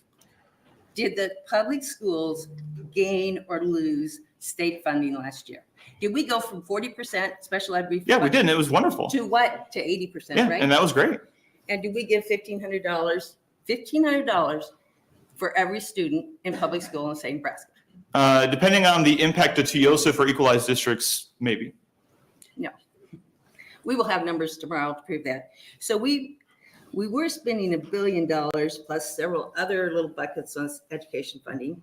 We increased it $327 million last year. Would Right. you agree with that? Yeah. So then why, I'll just stop there. Okay. We Any got other- 327 for public schools and you're complaining about 25 million. I think the fact that these bills are being introduced in this session, given what happened last session, would be indicative that the governor's comments last year that we need to get to the point where we are spending hundreds of millions of dollars in state money on private education was true. And that's bad. Oh, I missed that quote. It was in the transcript. I'd be happy to send it to you. I would appreciate that. Thank you. Any other questions, Mr. Rogers? I got a really dumb question Senator because I Wayne. really do want to know. Do you think we should spend public dollars at the college level on private colleges? I think we've inherited the post-secondary institution that we have. That's not what I asked you. Let's not do that. Let's answer the question. I mean, do you think we should spend public, your words, public dollars at the college level on private institutions? I think so because that's the institutions that we have, yeah. Do you think we should spend public dollars on private institutions birth through 5? I think we're starting to get into whether we're satisfying the constitutional obligation laid out for I'm asking education. you a question. If you don't want to answer, just say you don't want to answer. I'm happy to answer. Okay. Do you believe we should spend public dollars 0 through 5 on private institutions? I think that we should expand access, and if that includes looking at private institutions, sure. But the key rider, I think, Senator Wayne, on that is they need to be held accountable to the same standards, and they also make sure that they welcome all kids. I agree with you on that. So you're okay with 0 through 5. You're okay with college. Somewhere K-12 is so special we can't do that. Let me finish though. So if we can do it 0 through 5, we can do it post 12. My question to you fundamentally is, why is K-12 so different? The reason it's different is because thankfully we had the wherewithal to recognize dating back to the 17th century that the community has the best interest to make sure that all kids, regardless of background, regardless of family status, are taken care of collectively by the community through its public education. Unfortunately, we did not have the wherewithal to extend that belief to the other age levels that you exist. So when I say we have to deal with the system that we're dealt with, that's what I mean by that. No, but we're trying to change the system because it's not working for everybody. And you're against that. I understand that. But you're okay with 0 through 5 and you're okay with college or post 12. So you're not okay with K through 12, but you still haven't answered why is K-12 so special. You're not answering that question. Why is it so special? Then 0, and you've acknowledged 0 to 5 is the most critical years. It is. But we allow private institutions to do that with public dollars. I guess my answer to that It's a yes or no question. Do we allow that? It's not a yes or no question. No, it's do we allow that? Yes or no? It's not do we allow. I think we're doing a disservice to our communities if we try and boil down critical questions on how we educate our youth to yes or no questions. No, I'm starting with some basic facts. We do allow that now, right? Would you allow that? Would now? you permit me to answer the question? go ahead. Okay. There have been attempts to expand public institutions to cover those age levels. Senator Klowski introduced an amendment that covered that. I'm supporting that. We're not saying that. I'm asking, does it happen now? I guess what I'm saying, Senator Wayne, and this is where you and I are going to disagree, is I'm saying we're dealing with the hand that we're dealt. In an ideal world, right? We handle those early years and those later years the same way we handle K-12. This is where you lose credibility because you can't answer the question of yes, we do. But I disagree with that's just do we do it now? I think I've been pretty emphatic that I've said yes, but I wish we didn't. You said the number one thing is about holding them accountable. Yeah.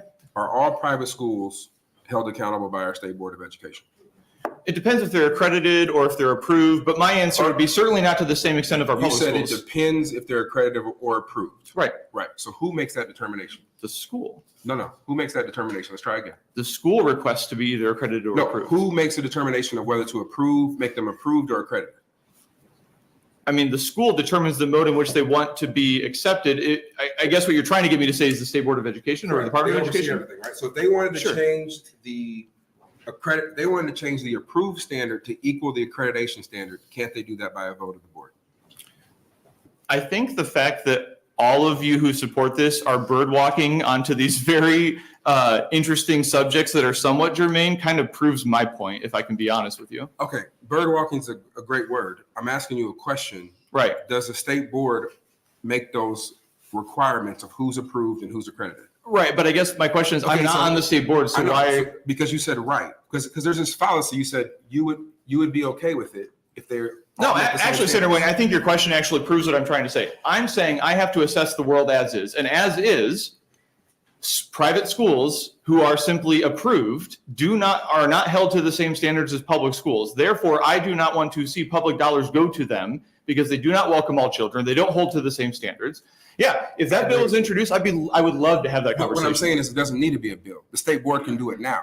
It's underneath their jurisdiction, right? Sure. Then, hey, let's you and I go and have a conversation with the State Board of Education. I'm with you. Yeah. So, I'm with you. Yeah. That's all I'm saying. But don't give the fallacies that they're out here and they're not being regulated when our public people we elect on the state board actually regulate private schools. Sure. And I guess what I would say, Senator Wayne, is I've talked to numerous public school administrators, public school board members, teachers. They've all said the same thing. If you level the playing field and have us all play by the same rules, game on. And what I'm saying is that's not the legislature. We have in our constitution, that's the state board of education. Sure, but I guess I'm testifying on a bill that would violate the Constitution by sending public dollars to private schools, and I'm in opposition to that. Thank you. Any other questions for Mr. Royer? If not, thank you. for testifying. Committee, always a pleasure. Thank you for your time. Other opponents?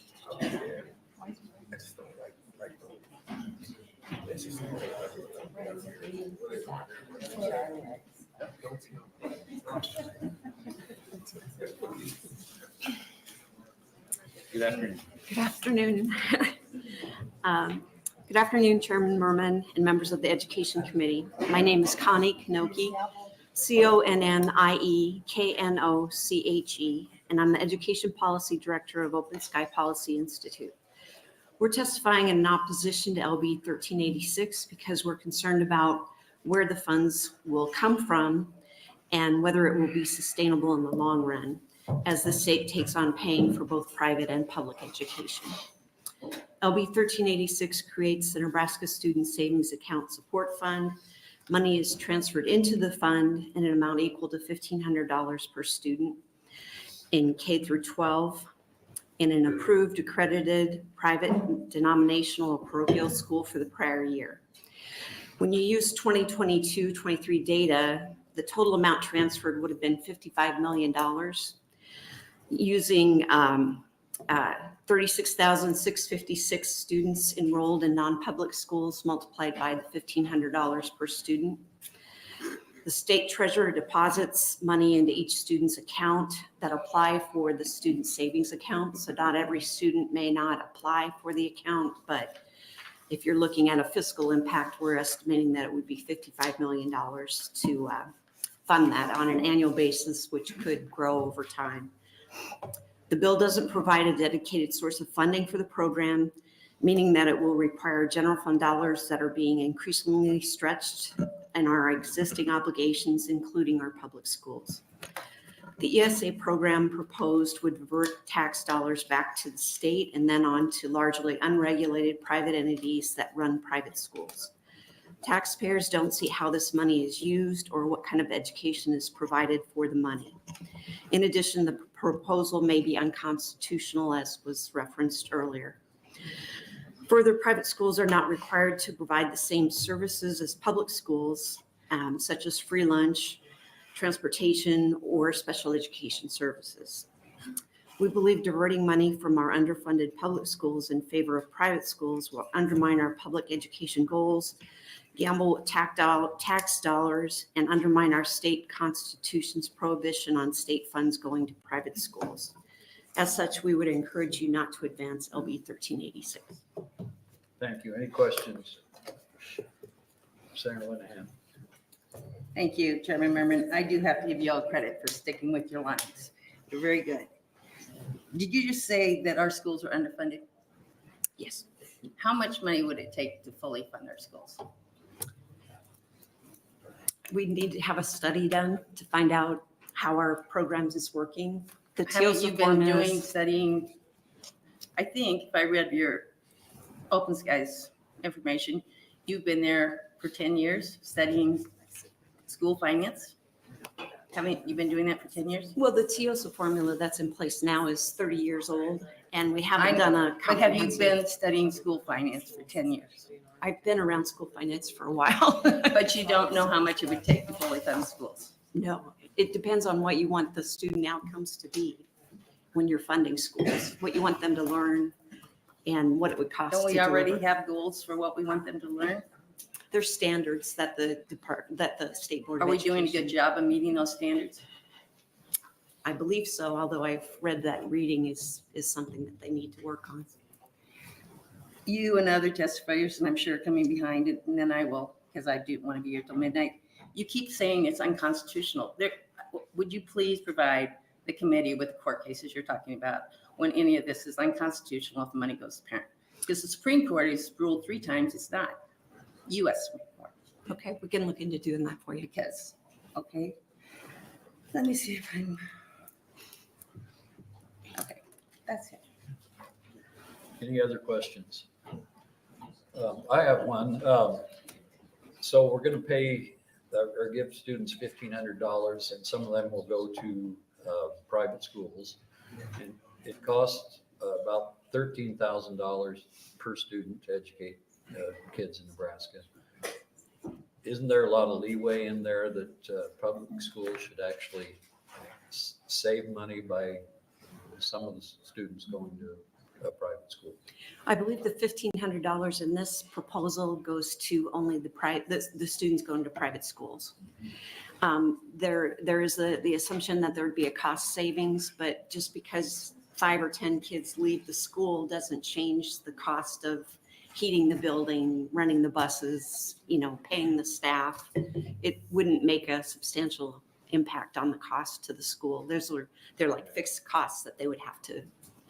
I would agree with you on many small schools, but on a larger school, they should be able to more efficiently use their teachers and their facilities to accommodate a certain number of students leaving. I believe, though, that for the larger schools, their student-teacher ratios are much higher than they would be in a smaller school. So it would just mean that maybe this school would have 21 students per teacher as opposed to 25 or 26 students per teacher, if that were the case. And that would be a better student-teacher ratio. 21? Yes. Yeah, I think that would be better, but Thank you. I'm not an educator. Thank you. Any other questions? Thank you very much. Thank you. Any other opponents for LB 1386? Any other opponents?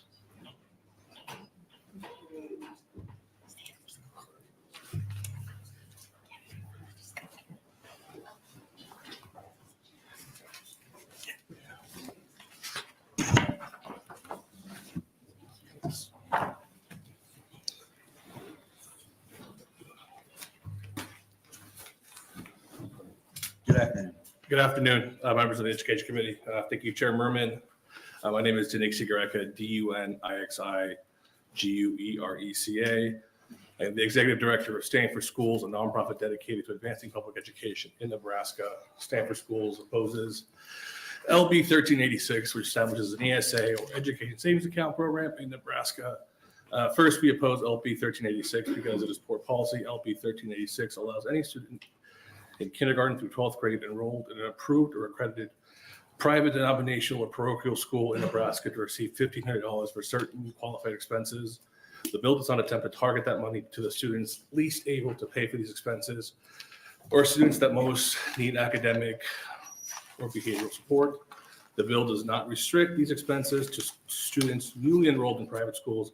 And most importantly, this bill does not provide any protection against discrimination to families who may want to use their ESA for tuitions but cannot because of private schools' creed, practices, admissions policies, or curriculum. And for the sake of brevity and the committee's time, we'll cut it off there. Okay, thank you. Any questions? Yes, Senator Linehan. Thank you, Chairman Merman.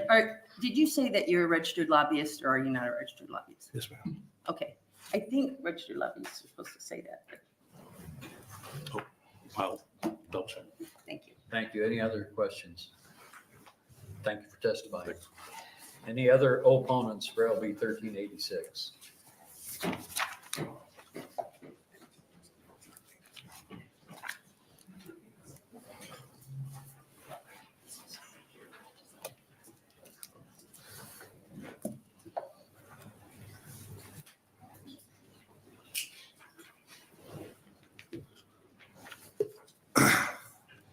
Good afternoon. Hi, my name is Garrett Swanson. I'm here on behalf of the Holland Children's Movement, a nonpartisan, not-for-profit organization that strives to fulfill its vision for Nebraska to become a beacon in economic security and opportunity for our children and families in opposition to LB 1386, and I am a registered lobbyist. I've heard a lot of great testimony. I just had to clarify. You get an A for listening. Yes, thank you. There's been a lot of great testimony. I want to keep my argument on the side of the public mandate. Our sister nonprofit, the Holland Children's Institute, conducts a sophisticated nonpartisan poll published at least once a year on the nonprofit's website. In every poll, a question is asked to Nebraskans that tests their opinion on giving public money to private schools. In the 2023 poll conducted in February, Nebraskans were asked if they favored strongly, favored not strongly, opposed not strongly, opposed strongly, or didn't know their opinion on giving tax dollars to private schools. And actually, if you flip the sheet over, I gave you the results are actually there.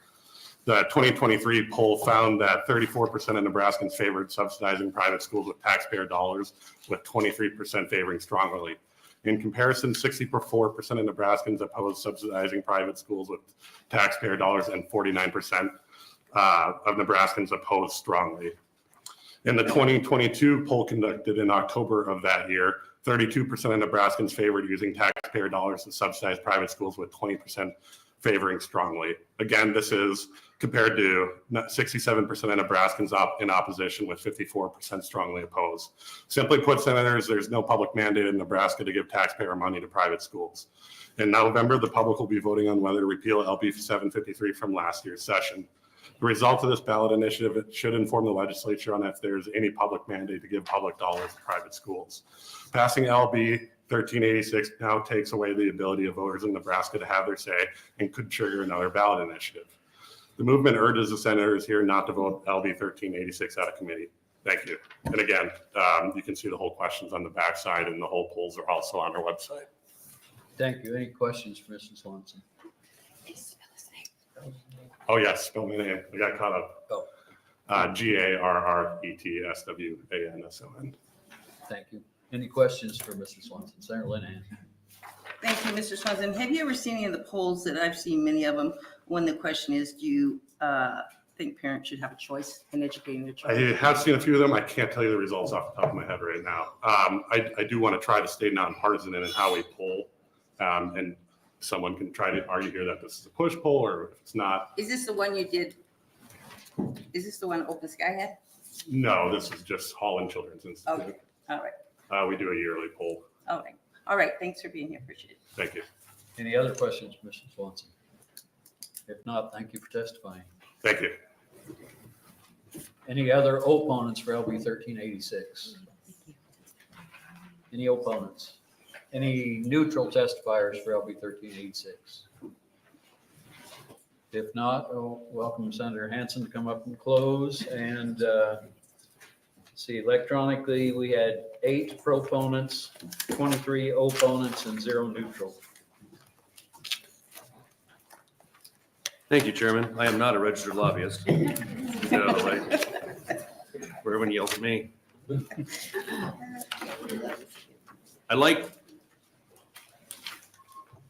I'm always interested on who comes to testify for or against a bill. That tells you the merit of a bill. The ones in opposition were NSEA, Open Skies, Stanford Schools, lobbyists. The people who came and testified, took time out of their day to come testify for this, were parents, kids, even educators, and administration to come testify in favor of this bill.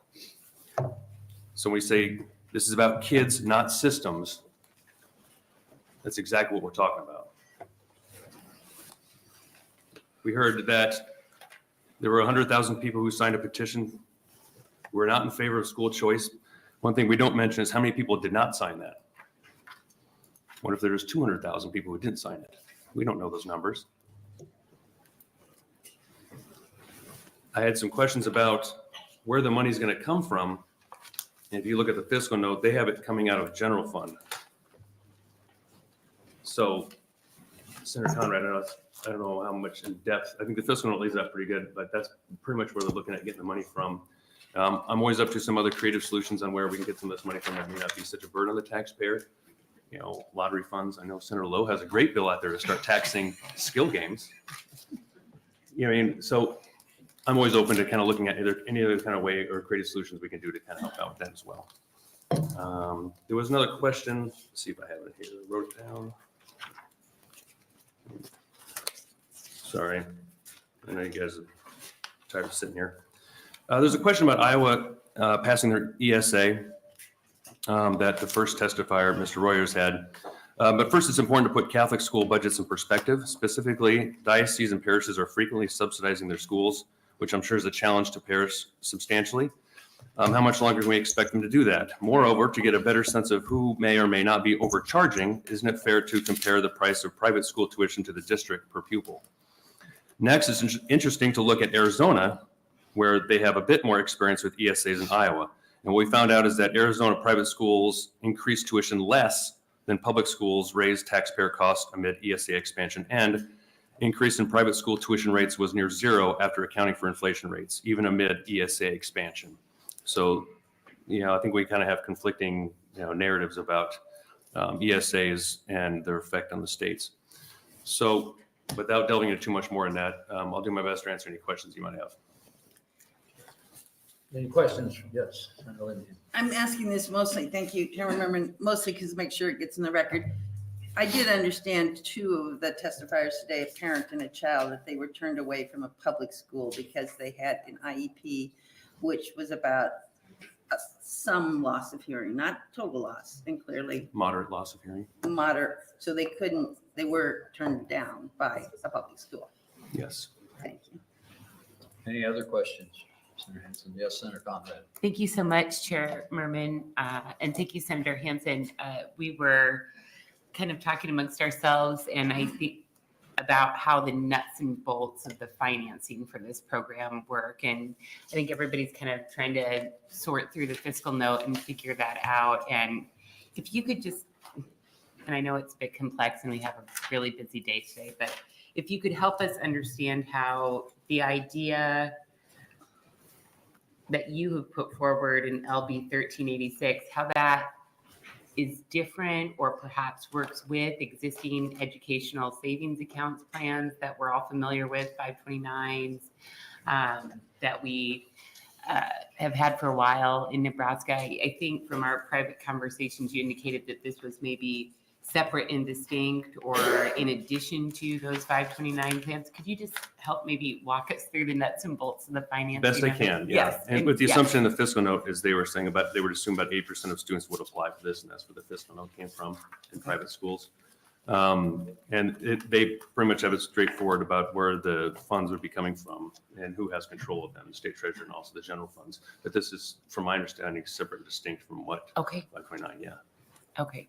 And then I just had two quick points for the record, and because I think it maybe got confused or glossed over amid the passion in relation to this measure, which is not a bad thing, that people hold that on both sides. But I do just want to clarify that the signatures that voters put on an initiative or referendum does not equate to support. It equates to a request for a vote on something. And so I just wanted to be clear about that all the way around. I also know that it's fun to dunk on lobbyists, and we all do that from time to time, but that is a protected First Amendment activity where people have a right to associate, to organize, and petition their government. And so we can put a lens on how we assess the credibility of that testimony, of course, as policymakers, but I do just want to flip that up just to be clear. And I want to make sure that I'm not contradicting any of their testimony and, Sure. Their philosophy of school choice or what they came to testify to. It's more of a comparative analysis about who came to testify for it, who came to testify against it. And sometimes that's, indicative Sure. of the bill itself. Very good. Thank you. Thank you. Any other questions for Senator Hansen? If not, thank you very much. That'll close the hearing Thank you. on LB 1386. Is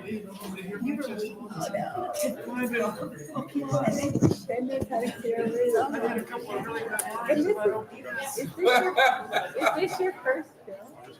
Yeah, I'll be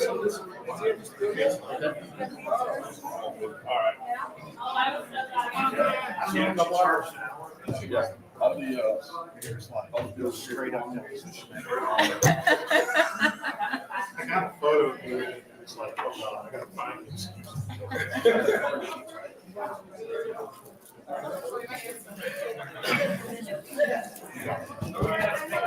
Okay, we'll have to take. Who's in church? Hello, everybody out. If you have to leave, goodbye. Let's get started. We're gonna open. Senator Merman, you'll be able to open up now on LB 1306. Thank you. Thank you, Vice Chair Albright, and members of the Education Committee. My name is Dave Merman. I represent District 38. Today, on behalf of the committee, I'm introducing LB 1306, which deals with the Professional Practices Commission. To explain the need for this bill, I'll first go into the context of how the Professional Practices Commission currently works.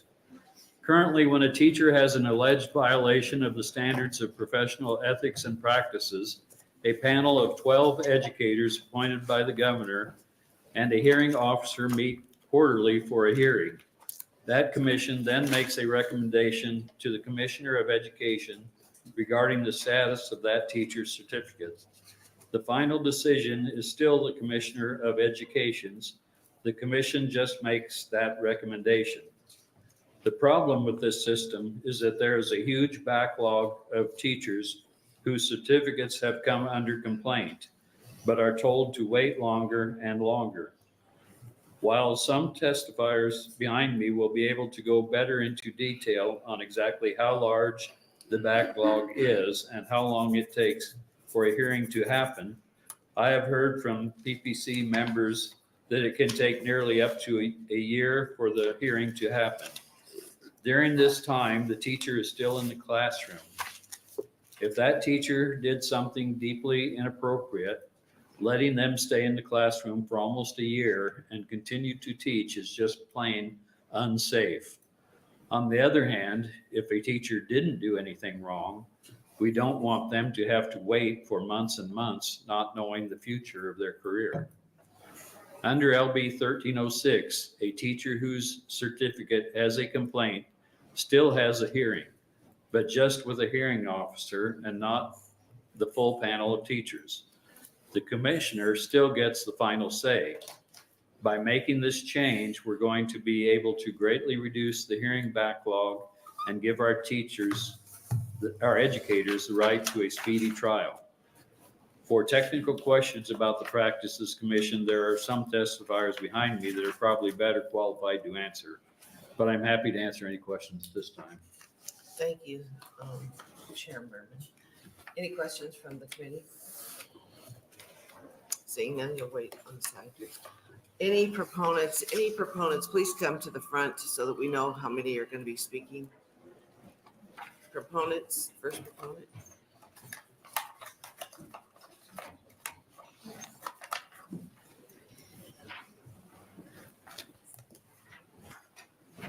Welcome. Good afternoon.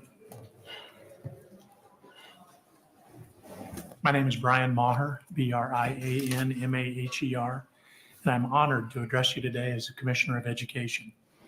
I'm pleased to join the State Board of Education as a proponent of LB 1306, and we appreciate the Education Committee bringing this bill forward. In my 7 months as Commissioner, I've been able to observe processes at the agency and begin to identify ways to become more efficient at the Department of Education. One such way is through the elimination of the Professional Practices Commission.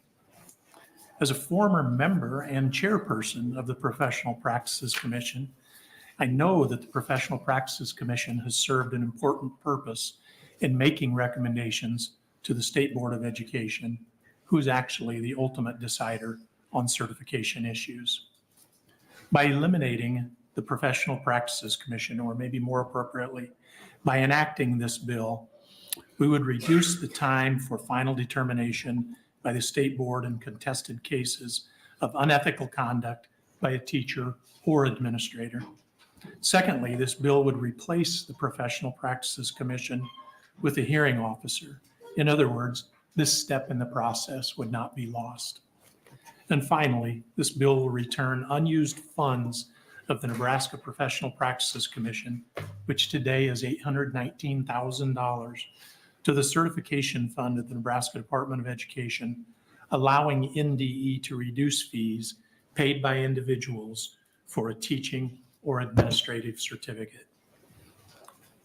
I want to thank you for your consideration on this bill, and I will stand by for any questions. Thank you for your testimony. Do we have any questions? Seeing none, thank you very much.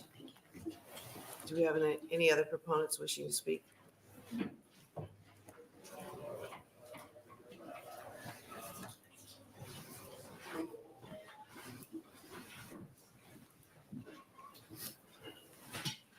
Hello.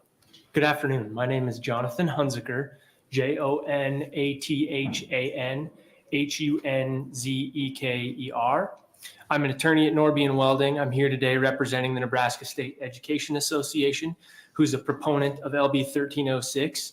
I'm also here to let you know that in addition to the NSEA, the Nebraska Council of School Administrators is also a proponent of LB 1306.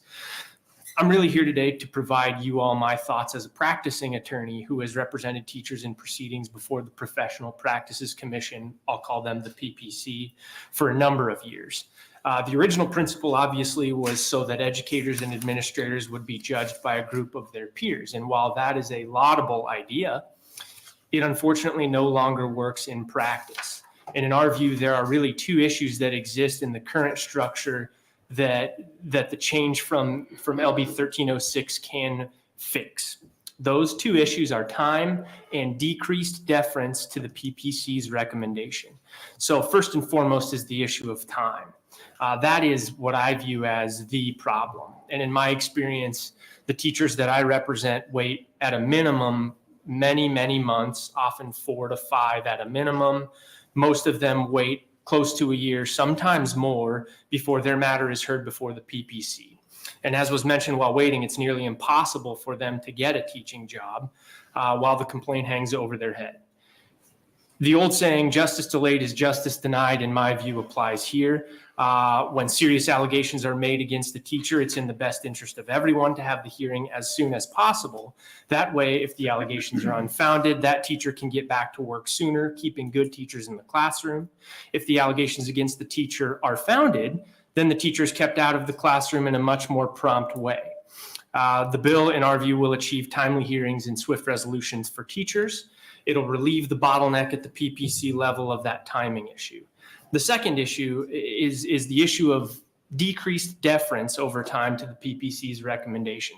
As was mentioned by Senator Merman, the PPC's decisions actually, or their recommendations actually go before the state board who makes the ultimate decision. It's not the commissioner, but the state board.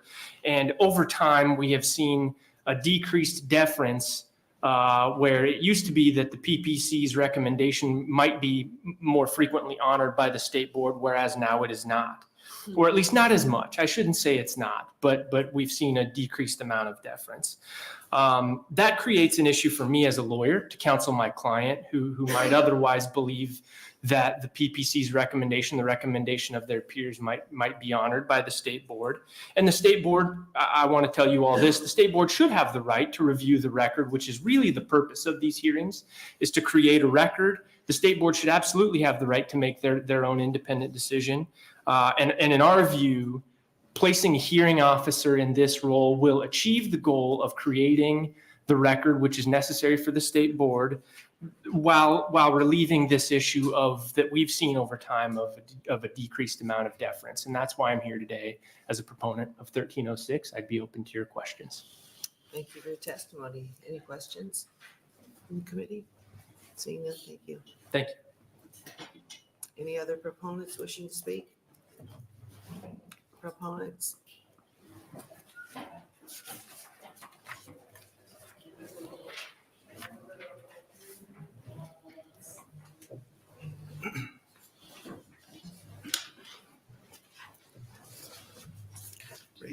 Yes. My name is Brian Hoff, B-R-I-A-N, last name's Hoff, H-O-F as in Frank. I'm currently the superintendent of schools at Red Cloud. I'm also a current commissioner on the PPC.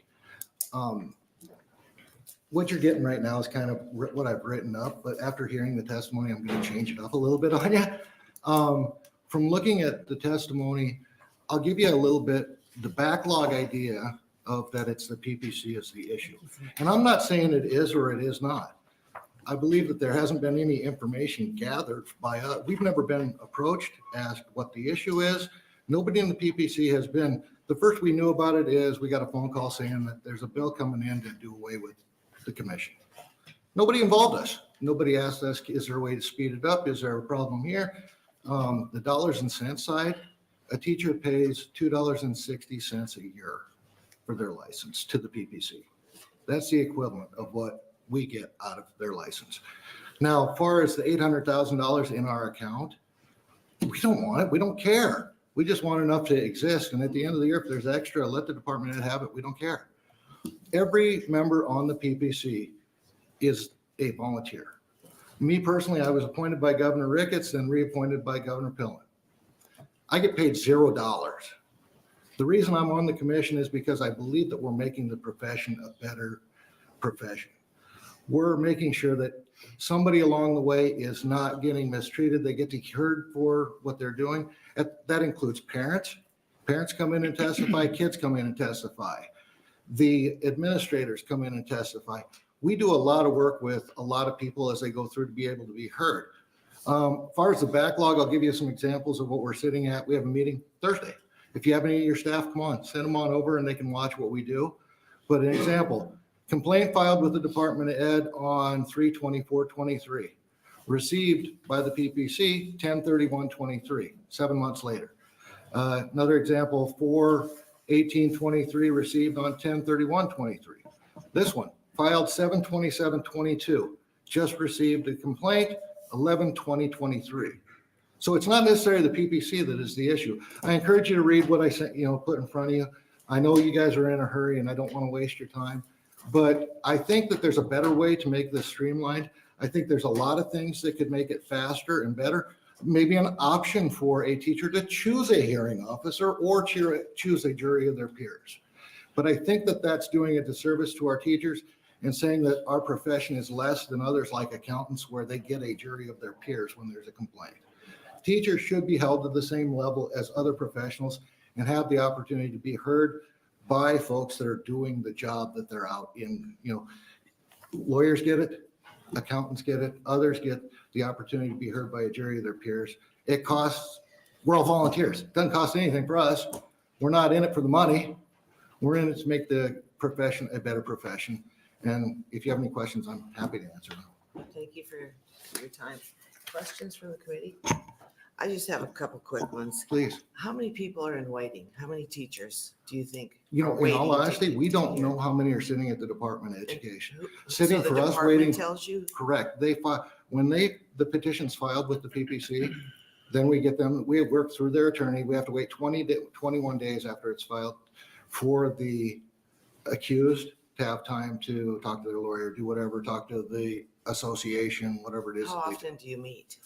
Currently, we meet 4 times a year, but we're open to meeting as often as necessary. Okay, and do these teachers, when you give them some time to think about things and stuff, do they have to have an attorney? They don't have to. No, we've had many people that come in and represent themselves. Many times the complaints filed with the Department of Education and something's worked out with the legal team at the Department of Ed and it never makes it to the Professional Practice Commission. Usually, I mean, it really, every case is totally different. I know that if you ask the teachers, if they would rather be heard by one individual that according to statute has to be a lawyer to be a hearing officer, or they'd rather at least get their say to where they felt like somebody listened to them by a jury of their peers, they'd say a jury of their peers. Okay, thank you. Any other questions? Seeing none, thank you for your time. Thank you. Any other proponents?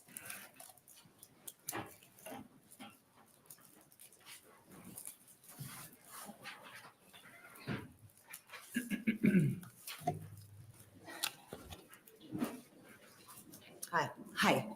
Good afternoon. My name is Judy Roach, Judiroach.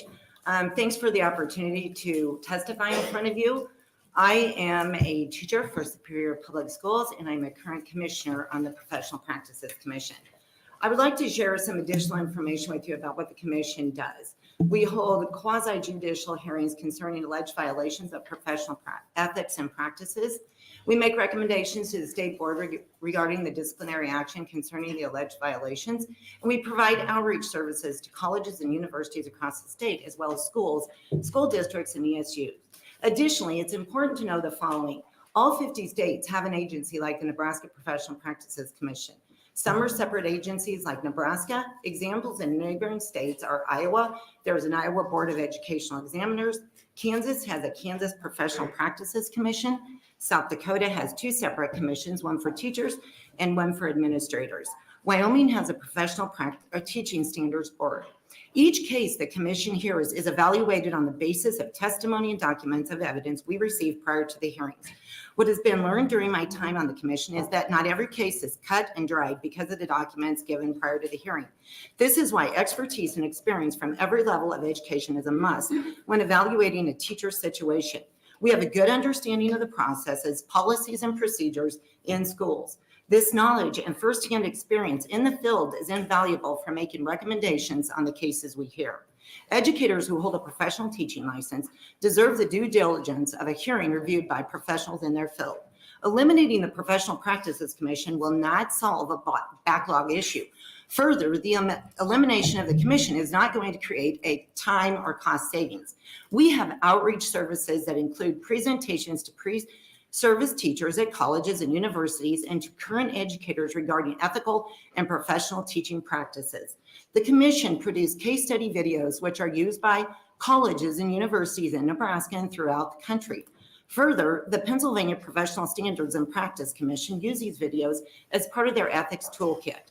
Eliminating the Professional Practices Commission would cease this important outreach services for educators in our state and beyond. Finally, I will end with this. There have been 150 commissioners over the 57 years of existence of the commission. We literally have no idea how many teachers have been saved from making ethical mistakes by simply having the benefit of having past and current commissioners taking detailed information back to their districts. These are incalculable benefits with far-reaching impact. If the commission is eliminated, it will be a cost opportunity of prevention and lost opportunities to increase safety for students, which is a very critical difference between the PPC and the plan that is being proposed. Thank you for the opportunity to testify, and I would be happy to answer any questions you might have. Okay, thank you very much for your testimony. Would you say you're a proponent or an opponent? I am an opponent, sorry. That's okay. I'm against. Okay, because we're still on proponents, but we'll skip to an opponent. We're on opponents. Were we all done with all? Yeah. Sorry, my fault. That's okay. Sorry. That's all right. So she's an opponent. Yeah. Okay, we're just getting started. All right, any questions? Seeing none, thank you for your testimony. The next opponent.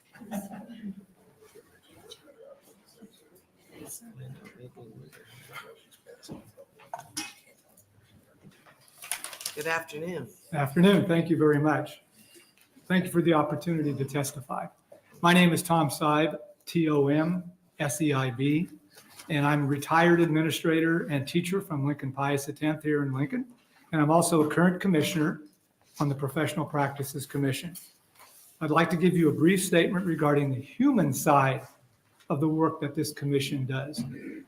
Over my 5-year tenure on the commission, I value not only the work the commissioners put into each of the cases we hear, but also the value it provides to educators in this state. If I was not on the commission anymore and an accusation was ever brought against me, this is the organization and this is the system that I would want hearing my case. Many of the alleged violations in cases we hear are committed by good and decent people who use poor judgment, real honestly. Teachers are human beings and they make mistakes. Should a mistake be career-ending? In some cases, I believe the answer is no. They deserve the right to be heard and sometimes be given a second chance. That is why we have this judicial-like process for enforcing standards of professionalism. And in the case of this commission, it's by educators for educators. A layer of due process that comes with being a professional. This is what the Professional Practice Commission ensures.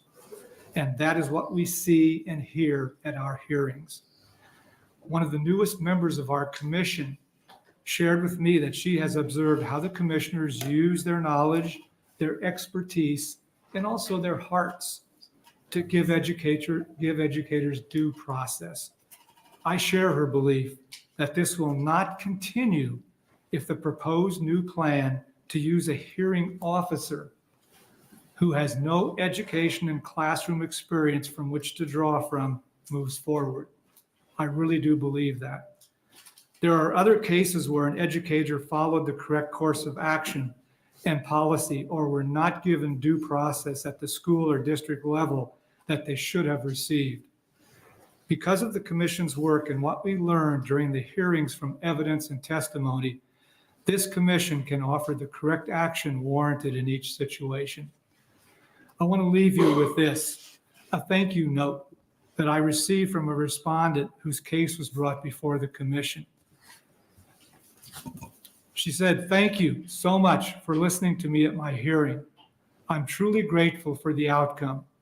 Continue making a difference in the lives of Nebraska educators and students. Thanks." That Nebraska teacher was not treated fairly by their district, and only the Professional Practices Commission can offer our educators the opportunity to be heard and receive the due process they deserve. Thank you very much for your consideration in this matter. Thank you for your Questions? testimony. Senator Lynn. Thank you. Senator Albrecht, I'm sorry, because I know we're all tired, want to move on, but give me some ideas of what these teachers are being accused of that they end up in front of you. Or I don't know, is it giving out bad grades or? It's a great question, yeah. There's a variety of things that we deal with. A great majority of them are abrogation of contracts, which means, if you're becoming a teacher, you sign a contract. And that contract runs from a certain time to a certain date. And a lot of them are simply things like abrogation of contract, where the teacher finds another job or leaves the state. Maybe their spouse gets a new job and they leave and they abrogate their contract. And that's a lot of what we deal with. Those are fairly simple to deal with. A lot of what we deal with isn't so simple.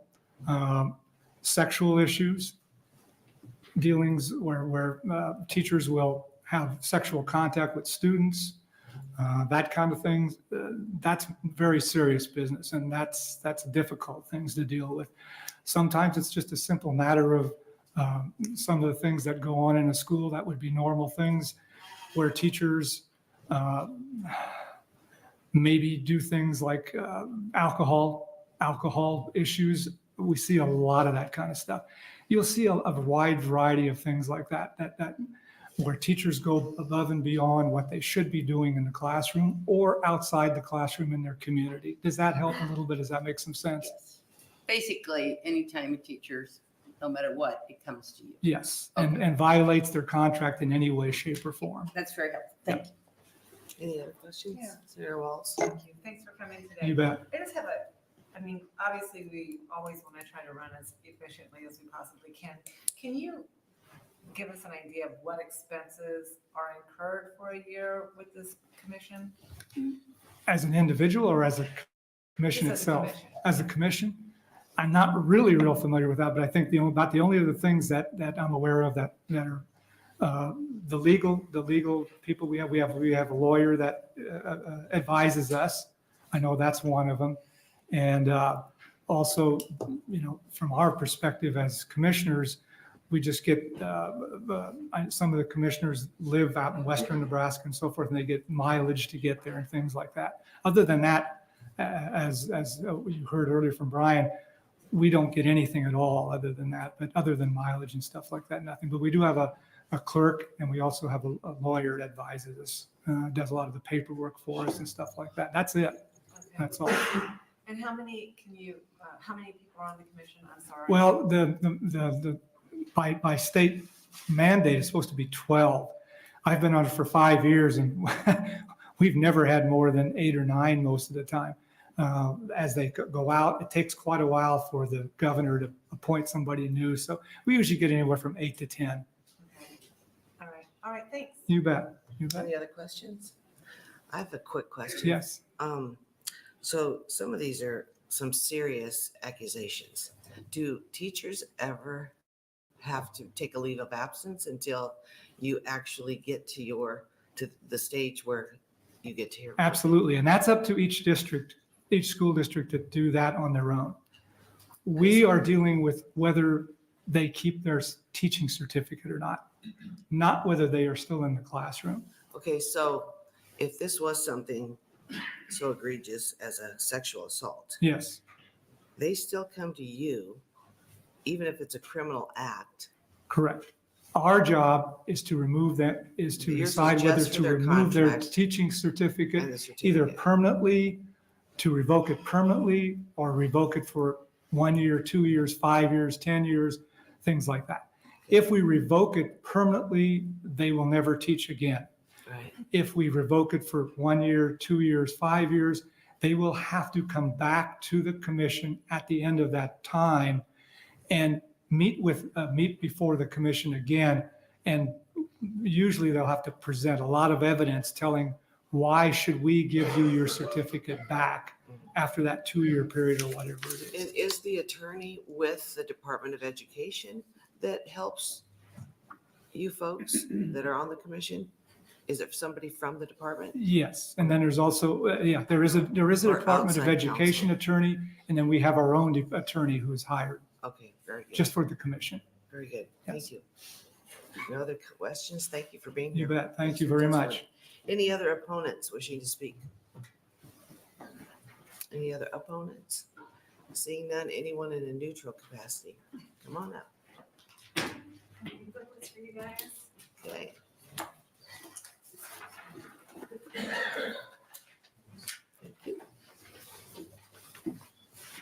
I had to reduce my comments because I thought I had 5 minutes, so. Yeah. Okay. Hello. Day. Sorry. My name is Lowen Eby, and my first name is spelled, can you hear me okay? Yes. Okay. My first name is spelled Loan, and my last name is spelled Eby. I'm speaking about LB 1306 with a neutral stance. 1306 is redundant because Rule 28 and Rule 29 of the Nebraska Administrative Code outlines how the NDE receives, investigates, and prosecutes complaints against Nebraska certificate holders under Rule 27. The complaint process seems to be working as intended. By increasing awareness of the process and starting at the local level, it will further protect students and the public interest. I liken the certificate holder complaint process to civil court proceedings. The complaint is filed at the local level. The case is investigated at the school district level. Once a decision is made, the complainant has the option to appeal to the Nebraska Department of Education. I would like to share examples of possible Rule 27 violations that can be filed under the current system. Example number 1, on July 3rd, 2023, it was reported Avery Rhodes, a 36-year-old former assistant wrestling coach with Papillion La Vista Schools, is charged with 4 felonies in a child sexual assault investigation. Mr. Rhodes' trial is scheduled for April 2024. Mr. Rhodes holds an active certificate with no disciplinary action on file. Example number 2, March 29, 2023, Accuracy in Media ran a story, quote, Nebraska superintendent, we would break the law if principles of CRT are banned, said Dr. Lucas, superintendent of Westside Community Schools. The Westside Community Schools Board of Education is aware of this video. According to the district website, on June 13, 2023, the Board of Education increased the superintendent's base salary and extended his contract. Example number 3, around March 2022, Equity Nerd gave an initial presentation to Bennington students who promptly complained to the administration. Thus, the planned training for students, the initial training was for teachers, strike that. Thus, the planned training for students and additional training sessions with students were canceled. According to some staff, the training included introduction to personal pronouns. From a public records request, Bennington Public Schools paid Equity Nerd $3,500 for the training using the activity fund. Matthew Blumenkamp, Christopher Kessel, and Terrence Hawk are listed on the activity fund signature cards. All 3 hold active certificates with no disciplinary action. In closing, when complaints are addressed at the local school board level, the investigation process may occur more promptly. There is no statute of limitations on filing a complaint for the alleged Rule 27 violations. I'm gonna have to ask you to kind of wrap it up. Oh, yeah, this is at the state and local level. I welcome any questions that you may have, and thank you for the opportunity to speak. Thank you. Do we have any questions? Yes. Senator Walls. Thank you for coming today. Yes. And just, I'm trying to figure out how your testimony relates to the Okay, so, issue that we're talking about. so the packet that I gave you has, I included examples of possible Rule 27 violations. So Rule 27 is the standards that the Nebraska certificate holder must follow. Okay, so it's the ethical standards. And then Rule 28 is the investigation process that the Nebraska Department of Education follows, as well as the commissioner. And then Rule 29, which is included in this packet, is the rules that the State Board of Education follows with petitions when they hear cases to determine what to do with the certificate holder's certificate. So what I'm saying is that people don't know at the local level about 27, 28, and 29. And the school boards, when you file a complaint against a certificate holder, the first thing during the process is the NDE or the commissioner asks, have you tried to handle the complaint at the local level? Because they give you an opportunity to do that, and your case is dismissed without prejudice. And then you can go from there. So that's why what I'm saying is, by eliminating the PPC, it's not going to, it's redundant because of the fact that the commissioner has discretion to have the investigation of the complaint, and then the commissioner also has the discretion to forward the complaint to the PPC. So it's a process thing and awareness thing is what I'm trying to say. So are you an opponent or a proponent? I'm neutral. That's what. Oh, yeah. I'm sorry. I'm taking a neutral stance. So. Any other questions? Thank you, Senator Walls. Senator Monahan. Thank you. I don't understand this book.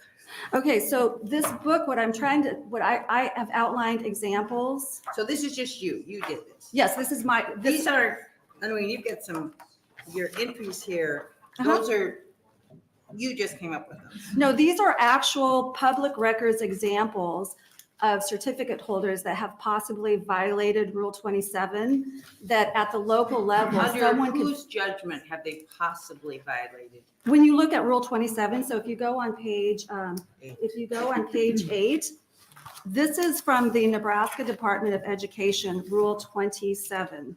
This is what certificate holders need to follow. It's basically their code of conduct. Does that make sense? Okay, but I'm asking who decided that these might possibly be?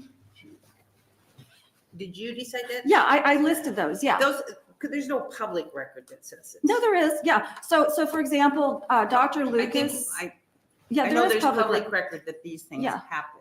Correct. But was there a complaint filed? No, that's what I'm trying to say is that the scenarios could The be. districts didn't have a complaint.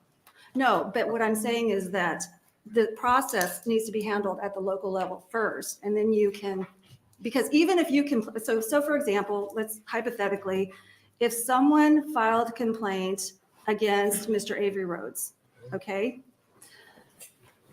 If they went directly to the NDE, the commissioner, and I don't know, maybe there is a complaint, I'm not sure, okay? The incident happened in, I think it was June of 2023 or July, okay? He still is holding a valid teaching certificate. So he could be hired as a substitute teacher at Westside Community Schools. His trial is in April for 4 felony counts. Yeah, so that's what I'm saying is that, and the gentleman over here, the process needs to be handled at the local level if we want to protect our students and the public interest, because again, he is going on trial for 4 felony counts, but if you look up his certificate, it's valid. He can be hired as a teacher. So that's what I'm saying is if we increase awareness about rules 27, 28, and 29 at the local level, we would protect our students as well as the public interest. Okay. Any other questions? Thank you so much. Thank you for being here. Do we have anyone else in neutral? Seeing none, Senator Merman, you're welcome to close. How many letters? Okay, just real quick. We have 6. We had 0 proponents, 1 opponent, and 2 letters of neutral on LB 1306. Okay, well, thank you for your time. This bill was actually brought to, well, I don't know if the bill was, but the idea and the particulars were brought to me by the department. And the problem, as we heard from both sides, and I've heard from both sides of actual testifiers, is the amount of time it takes to investigate and find out if a teacher should or a educator should be still teaching or shouldn't. And that's the goal of the bill. Maybe, needs some changes, but I would think it'd be really tough to get, as we heard, there's 12 on the commission and usually only 6 or 8 are there. I think it would be tough to get that many educators together. And I think the hearings are here in Lincoln at one time to do it. So possibly a smaller board, a smaller commission might be the answer. But I think we can all agree that timeliness is important in these investigations. With that, I'll take any questions you might have. Any questions from well, I have a couple quick Yes. ones. So if you were saying in the beginning, it was the commissioner of education that would make these decisions, but it's not, it's the state board of education? Well, yes, we've heard testimony. It's a state board of Okay. education. I assume that's correct. So, Yeah. Of course, the commissioner is hired by the board. But so yeah, those. I think we've heard testimony that the State Board of Education Mhm. determines. And how often would they meet on these decisions? I don't think they have a regular meeting time, but, not sure I about have, that. I have a few questions, but we'll take Sure. care of that later. Okay, no other questions, we'll close LB 1306. Thank you. Thank you. It's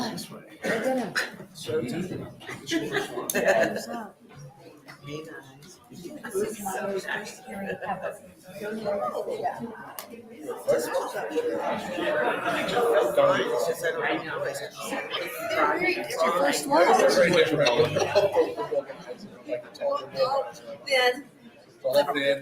Yeah.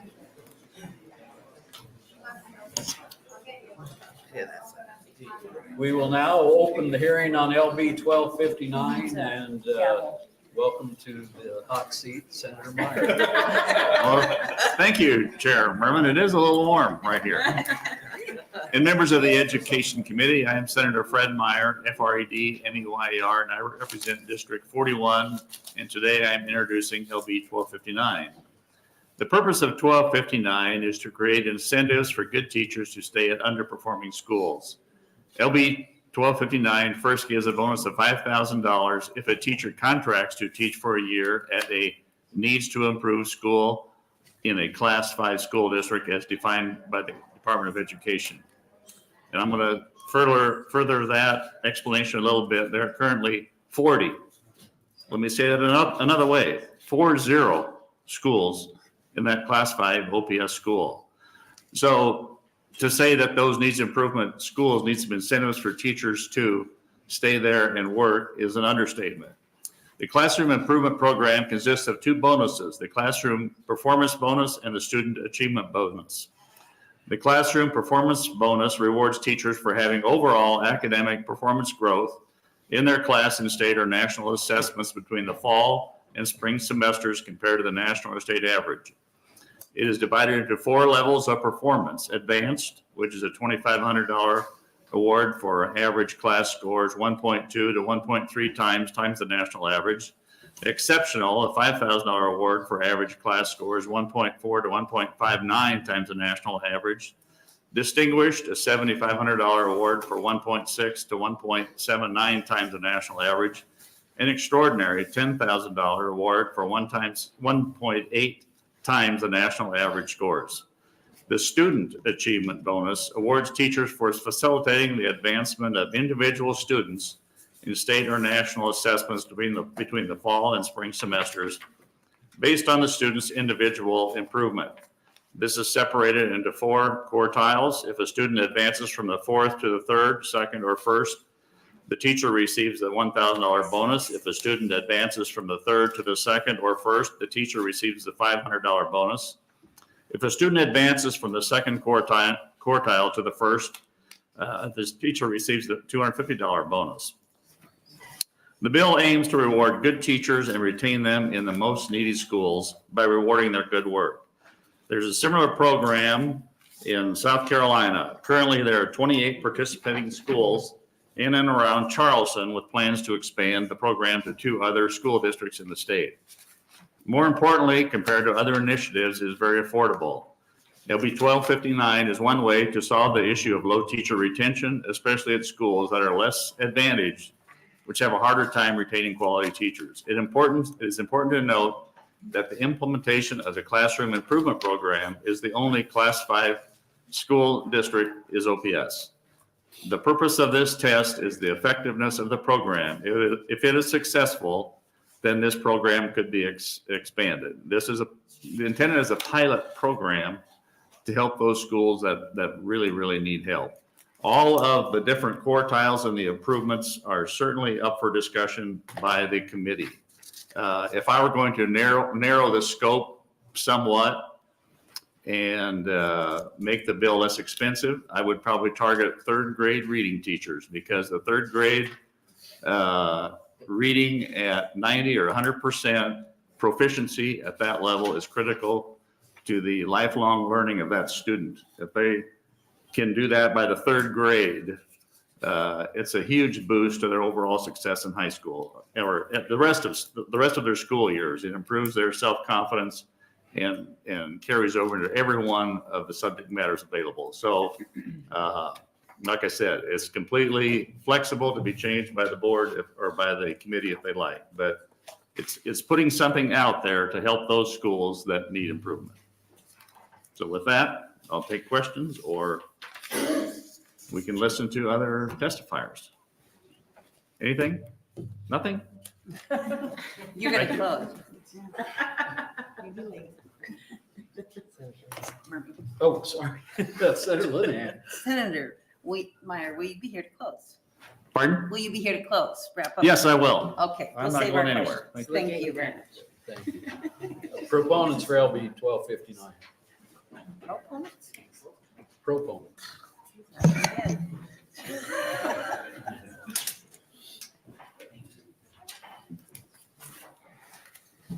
Chairman Merman, members of the Education Committee, my name is Spencer Head, SPENCERHEAD. I'm here in capacity as the President of the Board of Education for the Omaha Public Schools. We're Nebraska's largest school district, serving over 52,000 students and their families. We're also one of the largest employers in the state. And as the committee is well aware, we and our fellow school districts are facing a severe shortage of teachers and other school staff. Our teacher shortage arises despite the fact that the Omaha Public Schools has the highest starting teacher salary of any school district in the state. As we hope has become evident through our testimony last year and this year, we continue to be supportive of legislative initiatives that recognize the compelling state interest to provide additional support to individuals who want to teach, specifically teach those with the highest needs.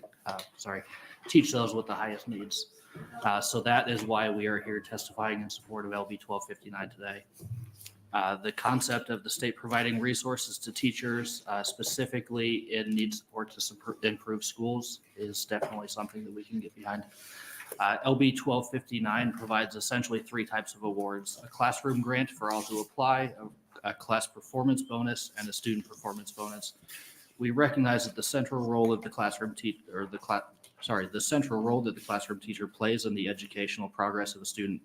We also note that in addition to classroom teachers, there are many who contribute significantly to the educational progress of each student, who we believe should benefit from being included in legislation, such as special education teachers, music teachers, art teachers, paras, and others. Based on our preliminary review of LB 1259, approximately 1,533 regular education classroom teachers would have been eligible to apply for the classroom grant during the 2022-2023 school year, had LB 1259 been in effect. That would have resulted in the cost of $7.665 million for the classroom grant.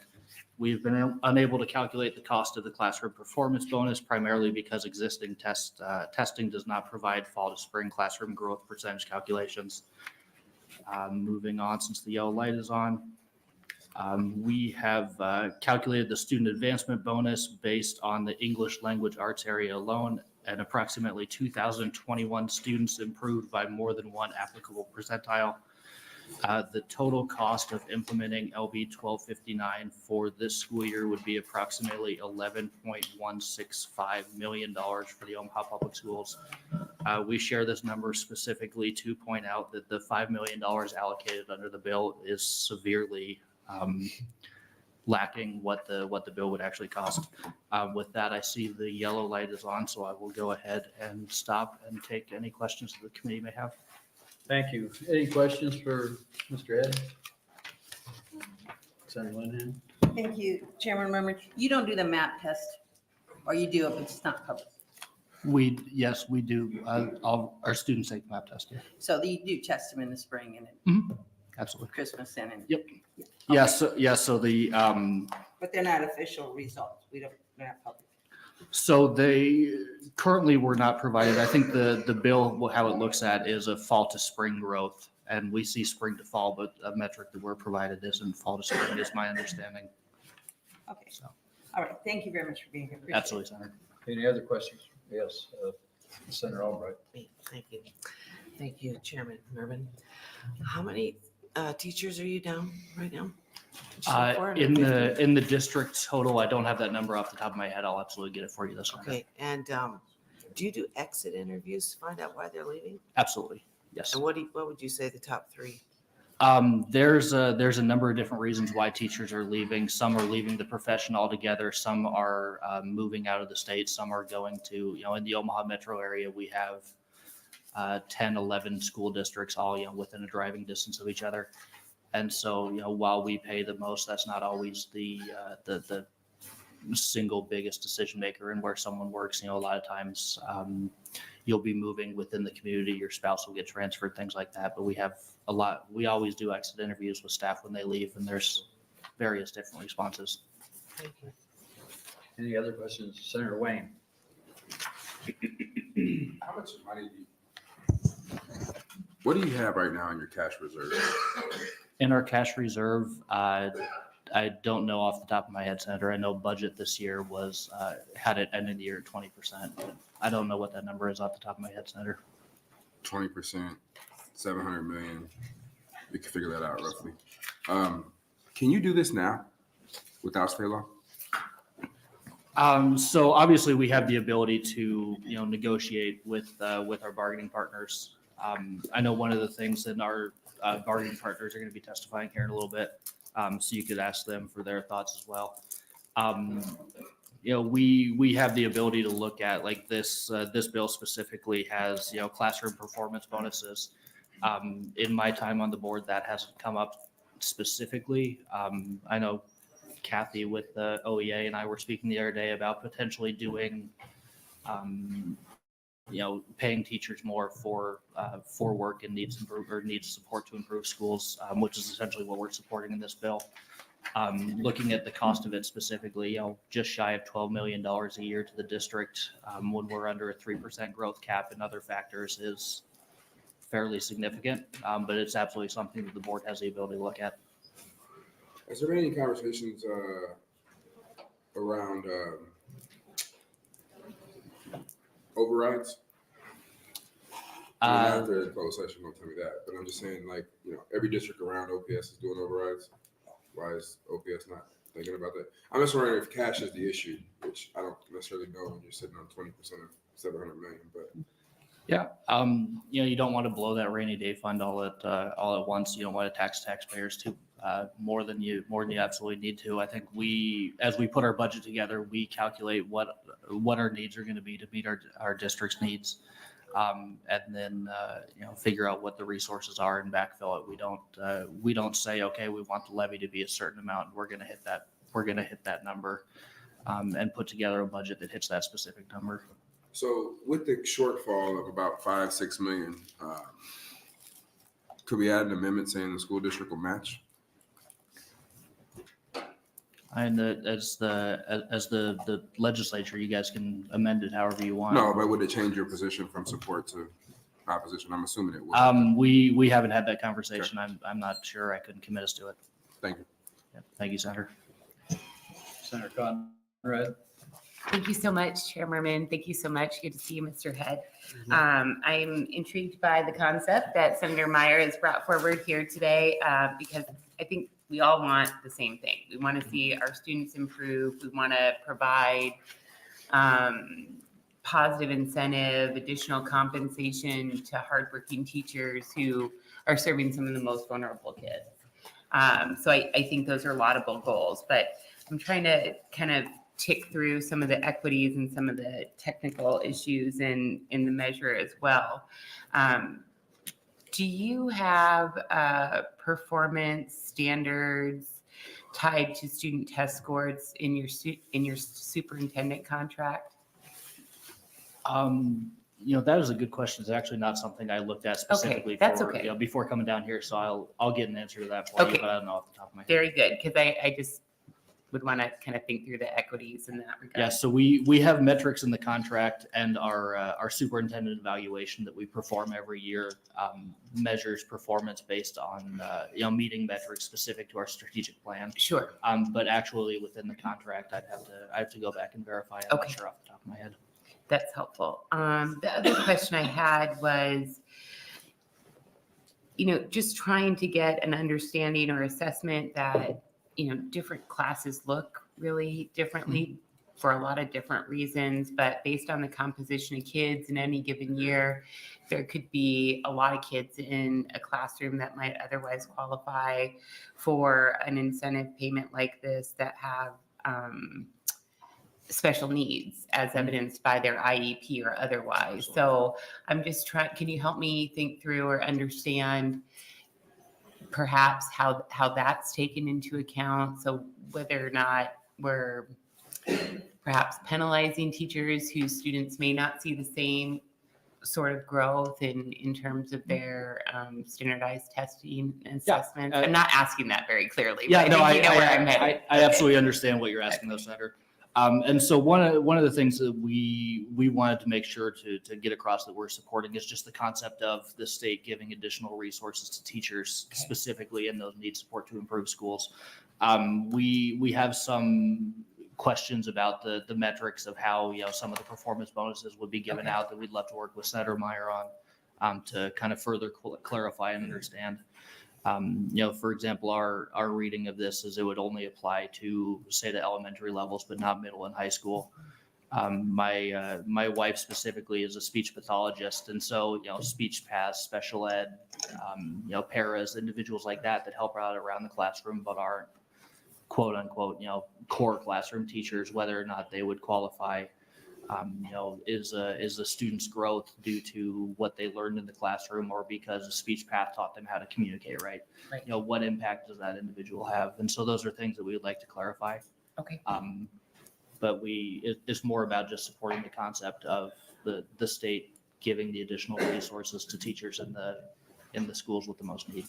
Okay, thank you so much. Thank you. Any other questions for Mr. Head? If not, thank you for testifying. Thank you. Other proponents for LB 1259? Proponents, any opponents for LB 1259?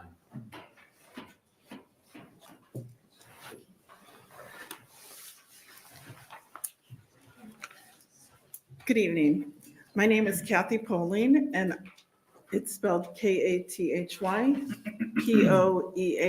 POEHLING. And I'm speaking as the president of the Omaha Education Association. And I'm also representing the Nebraska State Education Association. I'm here today to speak in opposition of LB 1259. I want to start by saying that I've been a classroom teacher for the last 11 years. During that time, I worked with many students who came from a variety of backgrounds. Overall, my students went up a great deal from one year to the next on their test scores. They didn't go up because I got paid more. They went up because I believed in them and I empowered them to believe in themselves. However, there were some students that I could not reach no matter what I tried. Either they didn't care about the test or they couldn't comprehend the test because they were just learning to speak English.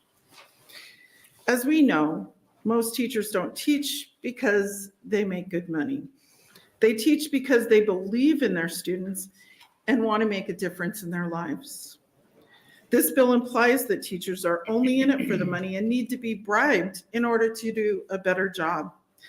We already work hard for every one of our students, and we're constantly researching new ways of teaching for the betterment of our students.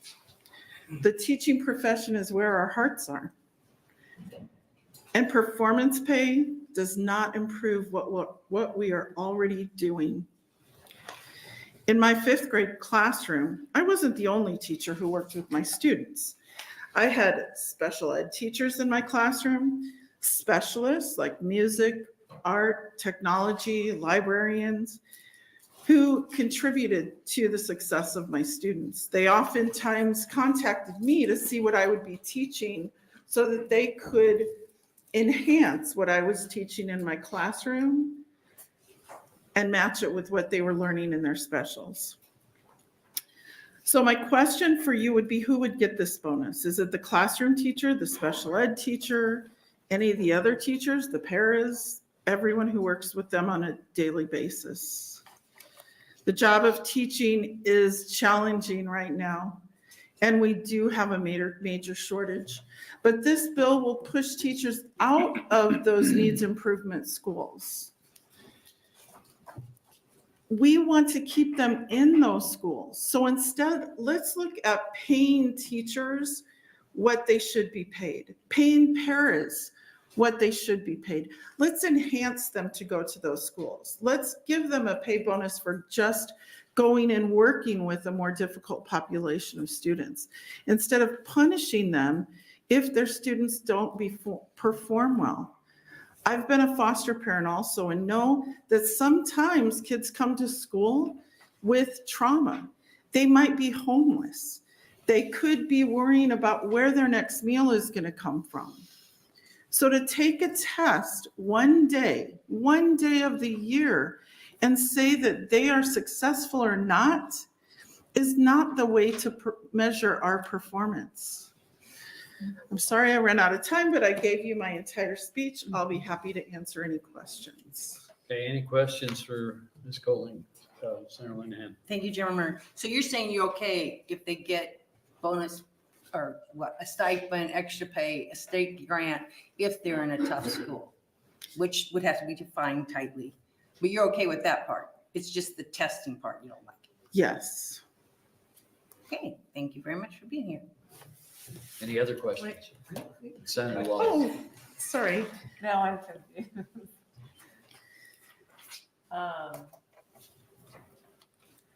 What was the question that you asked? You were saying that. She thinks I Bonus- tricked you. For the school classification, not the test. Explain that. So Answer. Please. Let's encourage teachers to move to needs improvement schools. So we could enhance their pay because we know they're doing a whole lot more. If they're in a needs improvement school, they're going to more meetings, more professional development. The expectations for their job is a lot higher. They have to include a lot more in lesson plans. There's a lot more they have to do. And so let's look at paying them and encouraging them to go to those more difficult students, to those more difficult schools, instead of basing it on a test score. All right, got it. Can I say something else? Sure, Senator Bowles. This is exactly the reason why we have hearings. You did a great job giving us your perspective and background in the classroom, and so much appreciate that. Oh, So, thank you. Thank you. thanks. Any other questions? If not, thank you very much. Next proponent for LB 1259.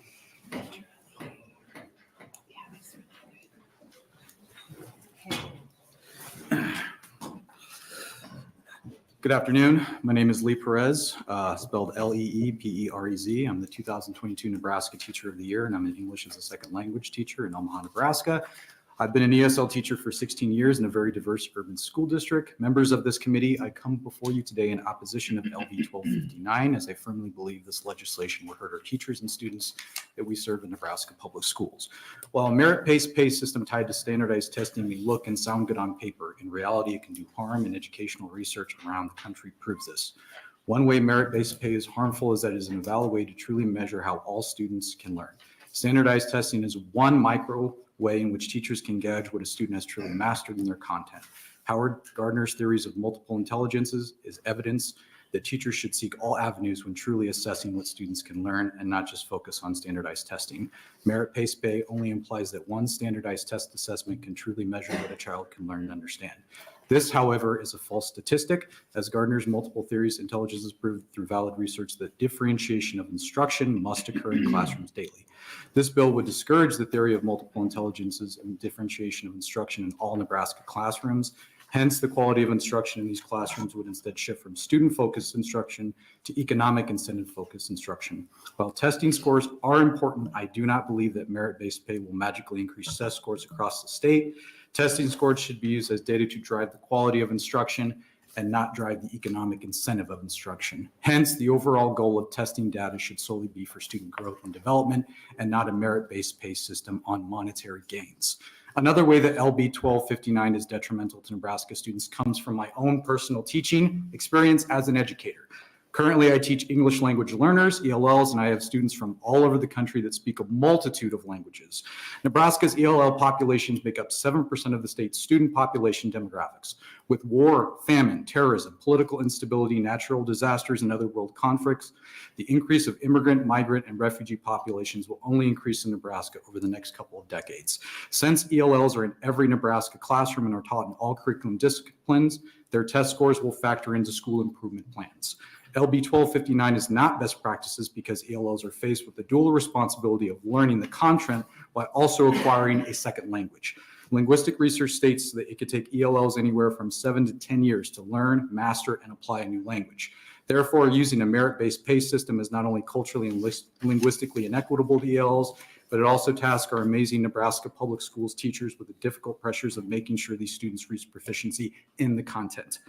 A merit-based system would imply that all Nebraska teachers of ELLs could control one prominent factor, and that is time. It takes time to master a language, and a merit-based system would only add extra stress and pressure to teachers, but also to the students' task in trying to achieve proficiency in English, which is a cognitively challenging task.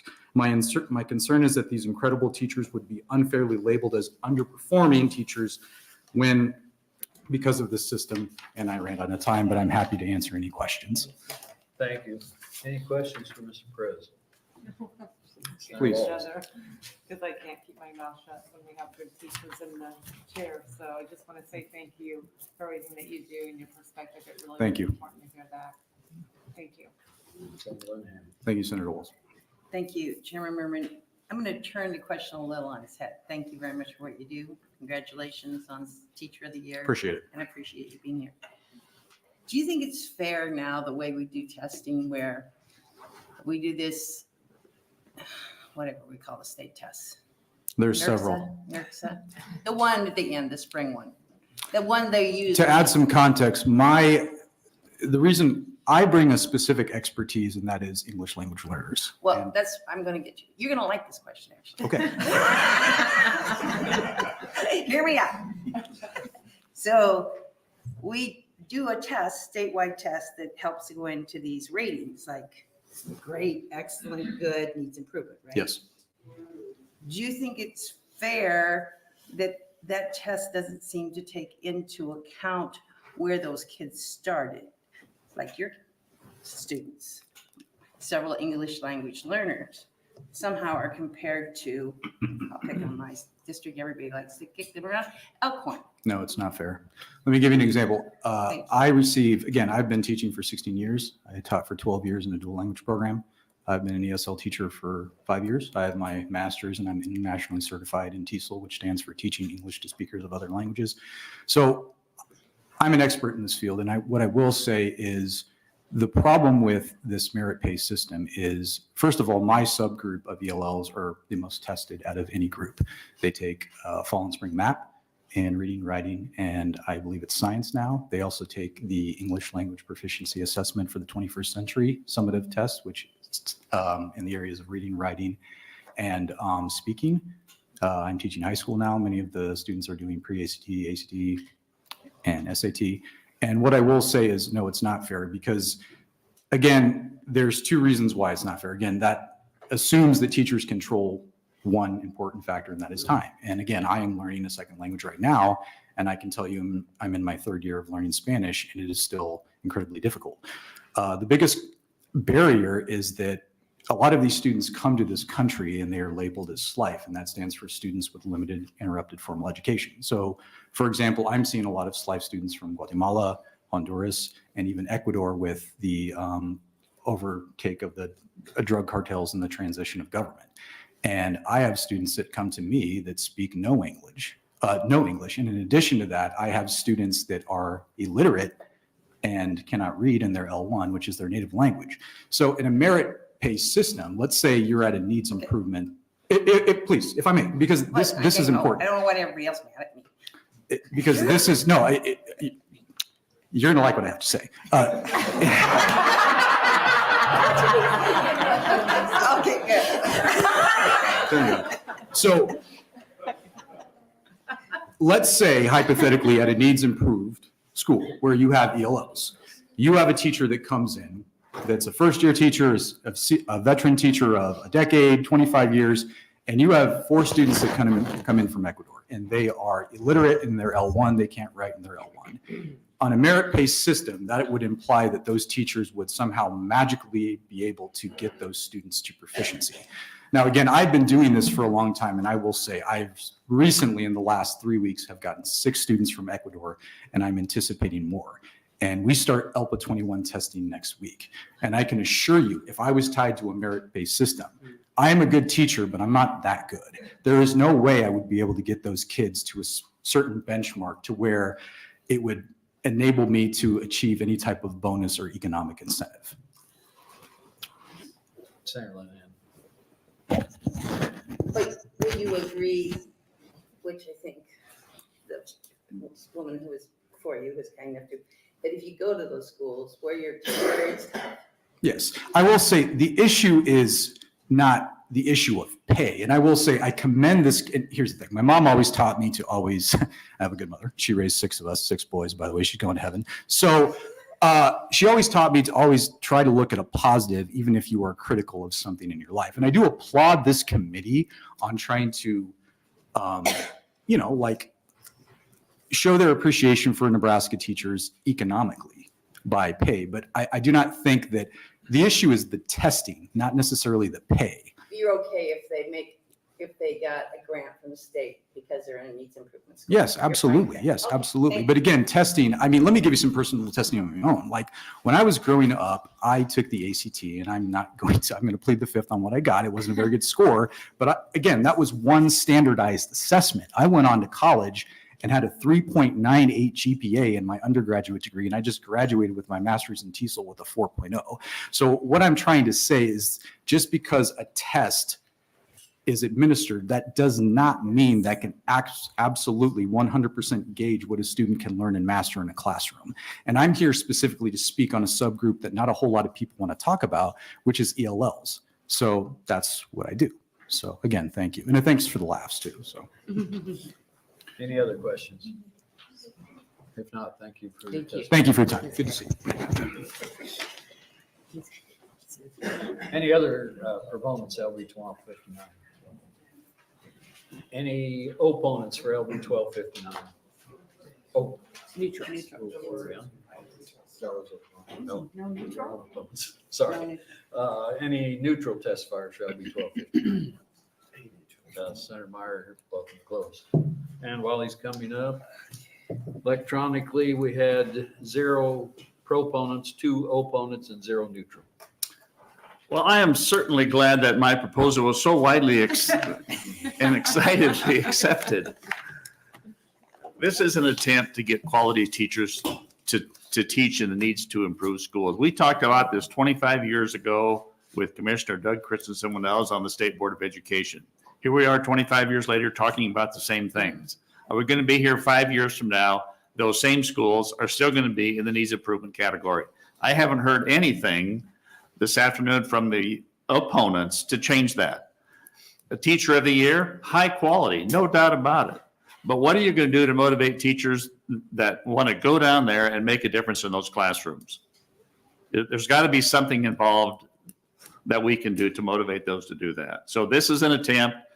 If you want to do more than one metric, I'm open to, Senator Linehan is open to anything that the committee would want to do to change that. But I think we need to do something. What that something is up to the committee. But yes. Now he's going to tell you. Yes, Senator Linehan. I'd go home with half a win. That's what I'll do half a win. Because what I heard from everybody is they're fine with paying teachers more if they're tough schools, which I think that's the first time I've heard that since I've been here. So that's good. Yeah, it's a fact of life. Teaching in every position in OPS is not the same. Just to think it is I'm sorry, that's contrary to fact. So somehow we have to get teachers who will go down and do in teaching reading. I mentioned the 3rd grade, teaching reading to 3rd graders and have them all proficient at the end of that 3rd grade is hard work. There's no doubt about it. But after some things that have been in the news, especially the last couple weeks about reading scores across Nebraska and the methods that they're going to be using to teach those, I think it brings into spotlight some work that needs to be done. So thank you for your time, and we'll go forward from here. Thank you. Any other questions? If not, thank you very much, Senator Meyer. And that will end the hearing on LB 1259, and we'll open the hearing on LB 1081. Senator Conrad.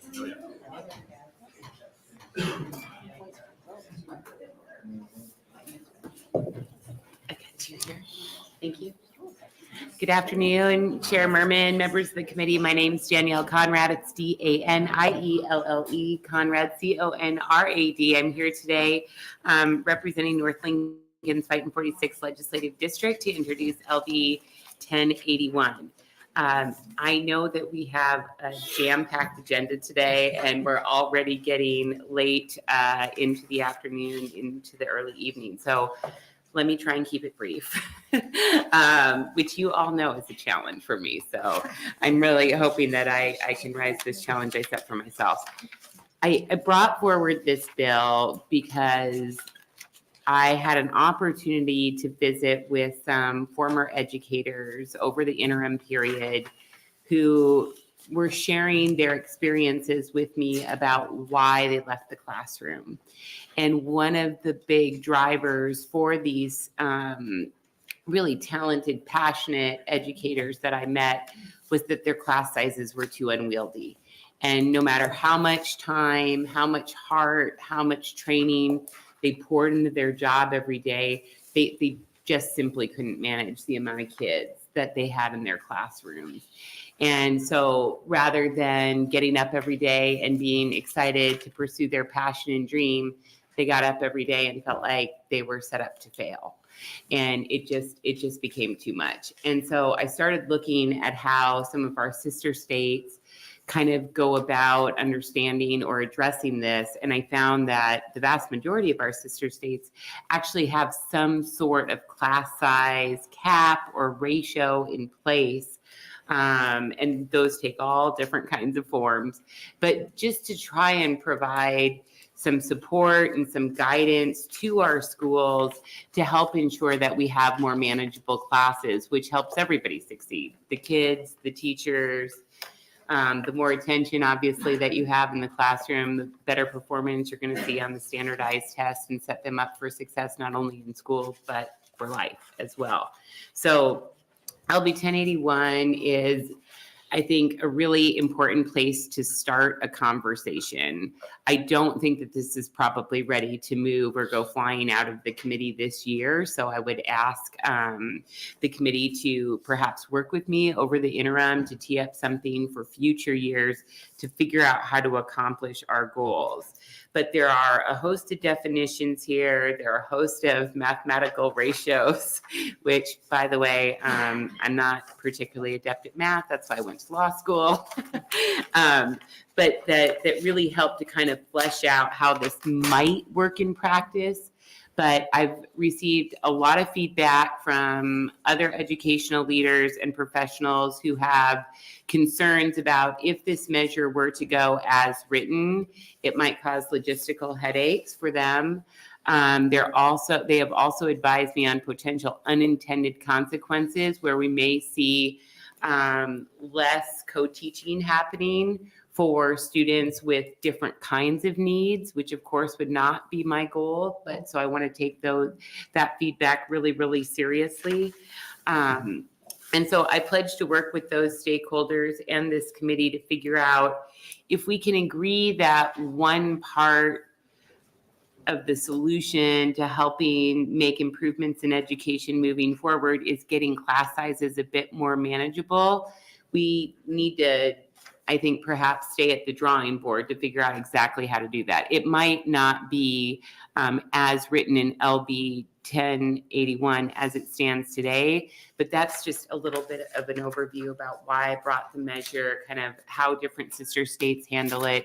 And I do hope that we can address this because it was really heartbreaking to hear from those teachers that really, really wanted to make a positive difference and were so overwhelmed in the classroom and just felt like they didn't have enough support from the state or from their local school district in order to make a positive difference. So with that, happy to answer questions, and I'll be here for close as well.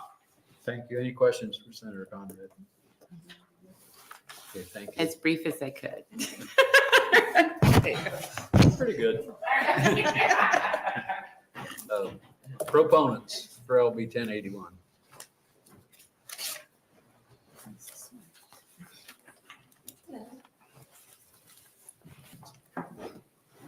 Hello again. My name is Heather H. Schmidt, SCHMIDT. I am a proponent of LB 1081. The priority should always be putting and keeping adults in classrooms directly supporting students before anything else. It's better for education, safety, student and teacher well-being. Class size is one of the first factors we parents consider when looking at schools. So thank you for starting this conversation. Thank you. Any questions for Heather Schmidt? If not, thank you very much for Good night. testifying. Other proponents?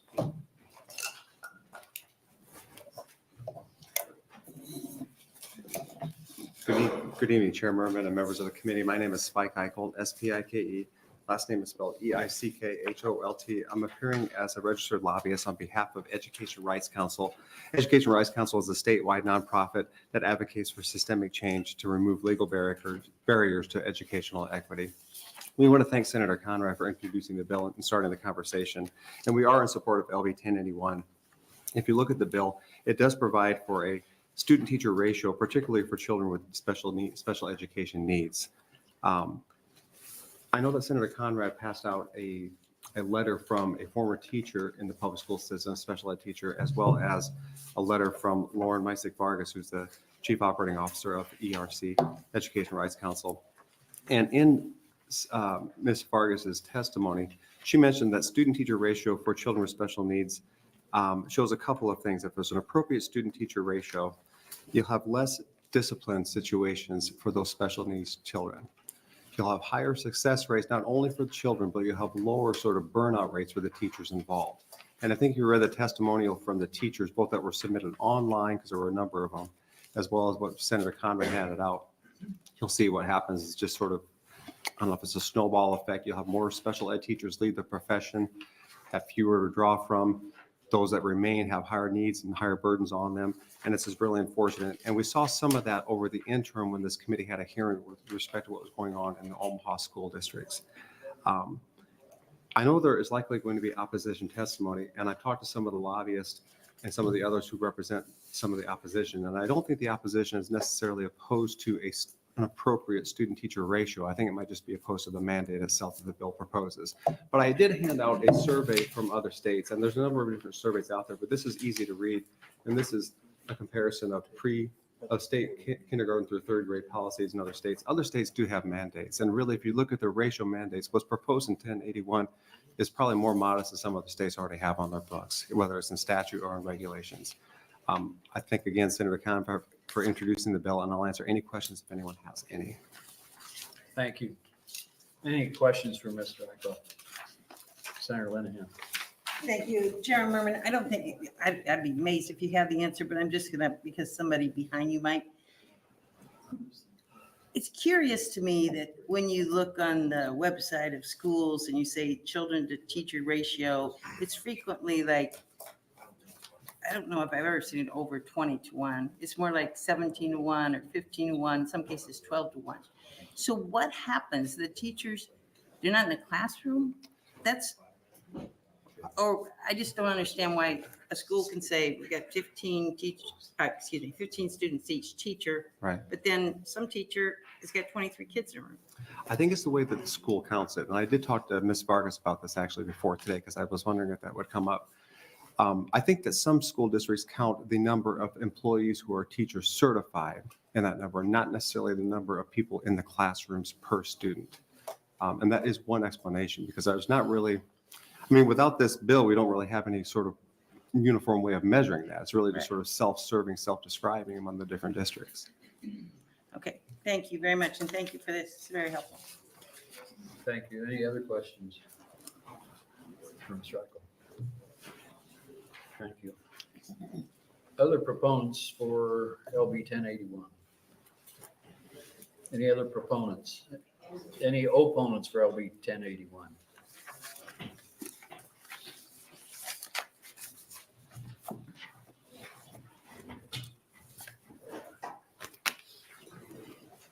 Good afternoon, Chairman Merman and esteemed members of the Education Committee.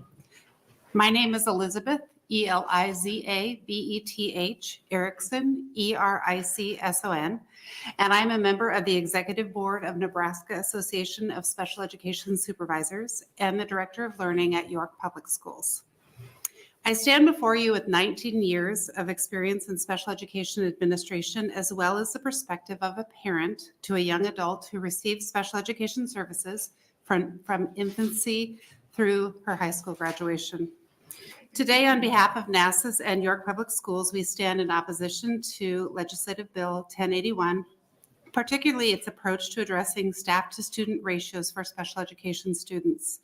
While we do understand the bill's intent, we strongly believe that local control is vital in finding effective solutions. It seems that a one-size-fits-all approach, as outlined, may not suit the unique challenges faced by each Nebraska district and could create barriers not intended by the supporters of the bill. Nebraska students with disabilities are diverse, and their learning needs vary greatly from classroom to classroom. Fixed staffing ratios risk assuming a uniform learning style for students with disabilities, hindering IEP teams' ability or individualized educational plan teams' ability to provide tailored support.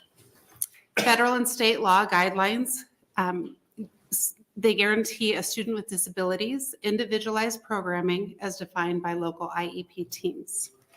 An additional concern is the bill's implication that students with disabilities may only receive special education services in co-taught or special education only settings. This raises concerns about the flexibility of IEP teams to determine the most individualized and appropriate location for supplementary aids and services. We also worry about potential interference with providing a free, appropriate public education and the principle of the least restrictive environment. Fixed staffing ratios may limit a district's ability to allocate resources based on individual student needs, compromising the ability to provide an inclusive educational experience. Districts may be forced to centralize some high needs programming, making inclusion with general education peers even more difficult. Considering the varying levels of support required for students with disabilities, a flexible and local approach is crucial. Students progress at different rates and their needs change over time. Fixed staffing ratios may hinder our ability to adjust support based on the unique progress and needs of each student, potentially impeding their educational journey.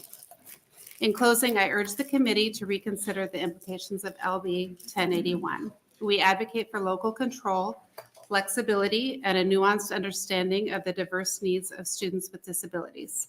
Thank you for your time, and I would be glad to address any questions. Thank you. Any questions for Ms. Erickson? Senator Linehan. Thank you, Senator Chairman Merman. I just think, are you a teacher now? I'm a director of special education. I'm director So of you're learning. administration? Yes. Okay. All right, thank you much. Any other questions? I have one. Wouldn't there be quite a difference between a student like in a wheelchair, couldn't talk and couldn't walk, those kinds of disabilities, and then another student that maybe just has a slight hearing disability? Yeah, absolutely. So just saying the special education ratio as is, there's such a varying level of needs. And really that individualized team coming together is so important to make sure that absolutely some classrooms need to have additional staffing and the team ensures that, while others it may be 30 minutes once a week with a hearing impaired teacher.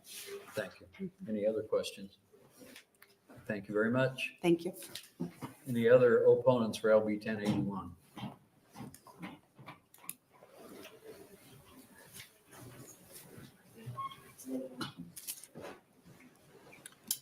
Good afternoon, Senator Merman and members of the Education Committee. My name is Jack Moles. That's JACKMOLES.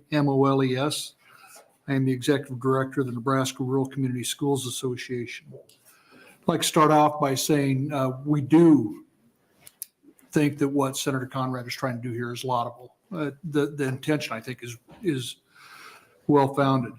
There are some concerns though with it. First of all, districts are already struggling to fill teaching positions, in particular in special education.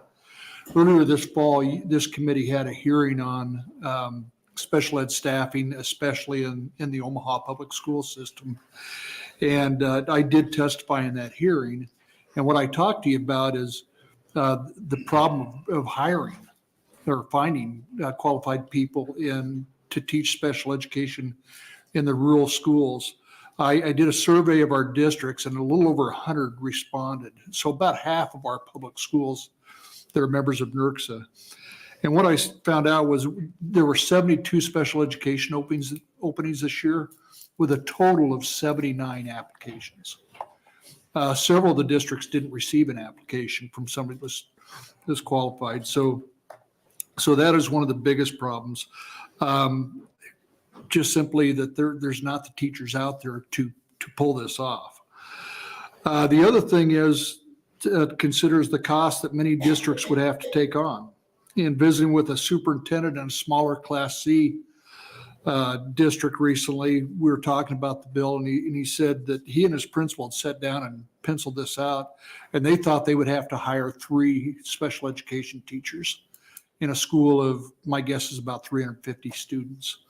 They would have to hire 3 more at a cost of, if they're newer teachers, about $180,000 total. And I asked him, I said, so would you have to bring on more paras too? And he said, well, first of all, if you can find them. But he said, we haven't penciled that out yet. So very easily, this could be over $200,000 for that smaller district. This would be a similar story in many other districts across the state. And it come at a time when there are people on the state level saying that schools are not showing proper restraint in their budgets. In closing, we do believe the intent of LB 1081 is honorable. In practicality, though, it'd be extremely difficult to pull off. Thank you. Any questions for Mr. Moles, Senator Linehan? Thank you, Chairman Merman. Those numbers that you just said that would cost the school don't take into account the state's now picking up 80% of special ed. Correct. So it wouldn't cost them $180,000. Well, on the front end it would, but then it'd be 20% of that. They would still be Right, but the more- state would cover 80% of Absolutely. those costs. Okay, Yep. thank you. Any other questions for Mr. Moles? If not, thank you very much. Thank for you. testifying. Any other opponents? They'll be taking 1081.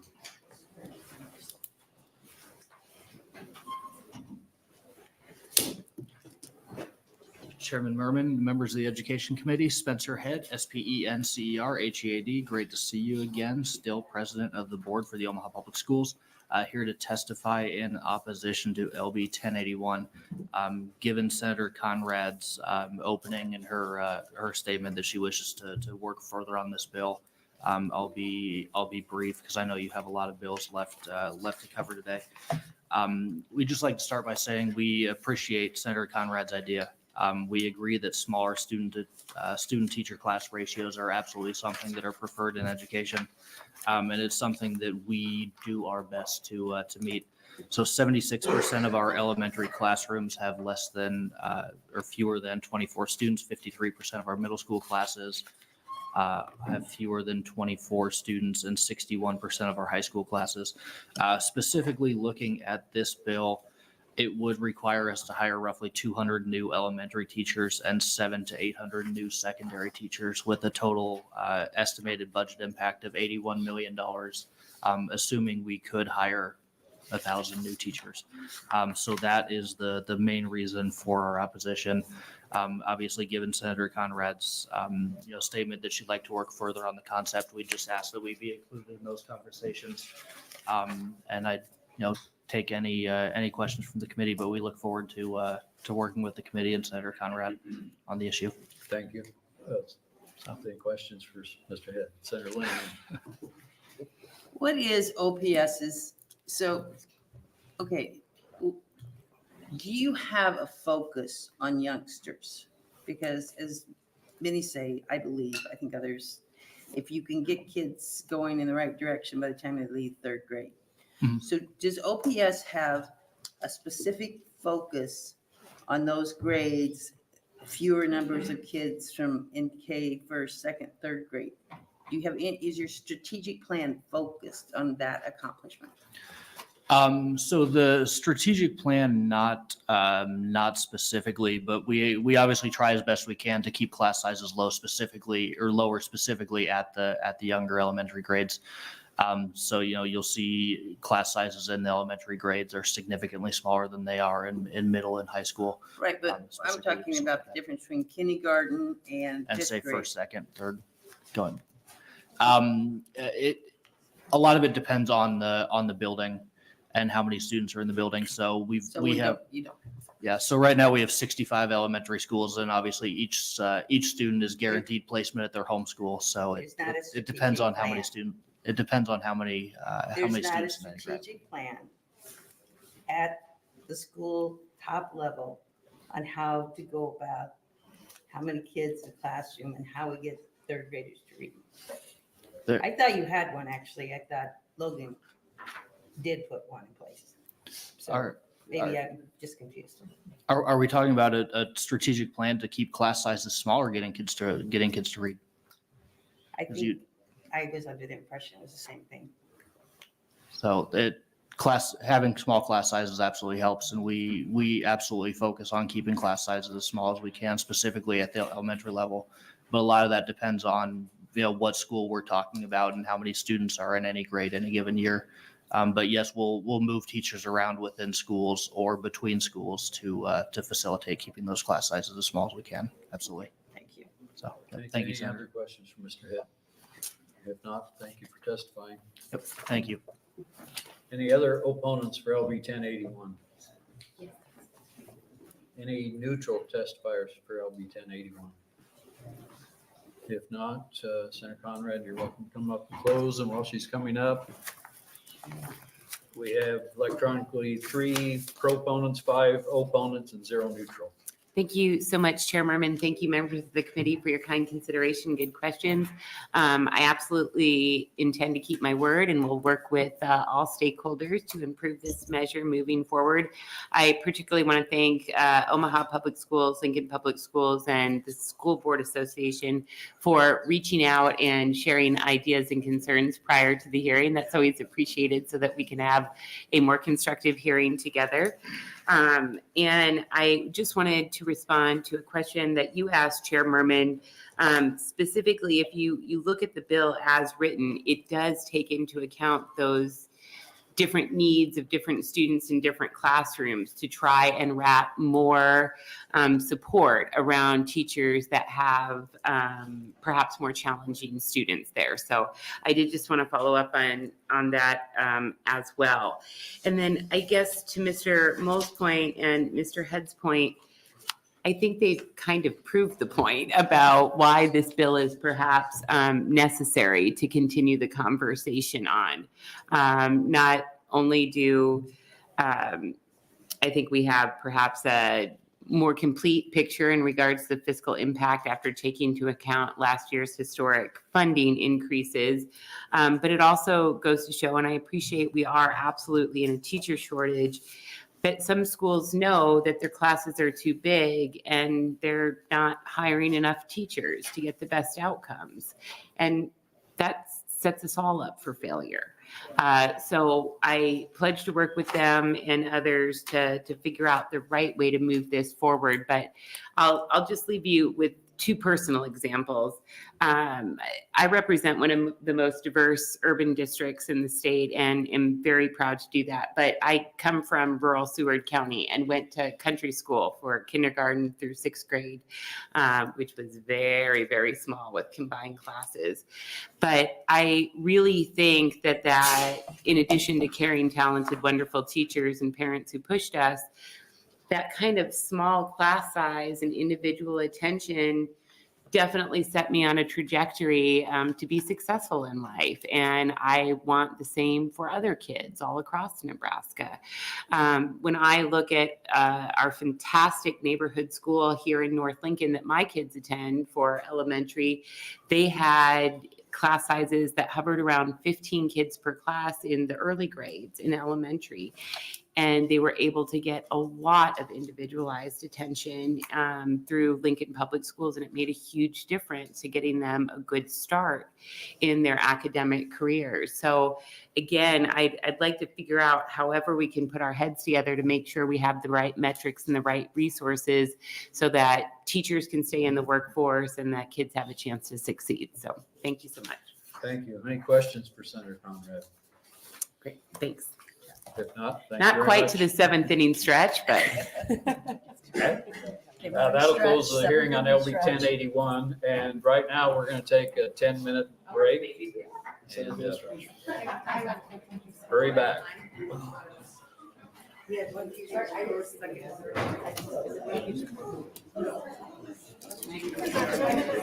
Anybody need a snack?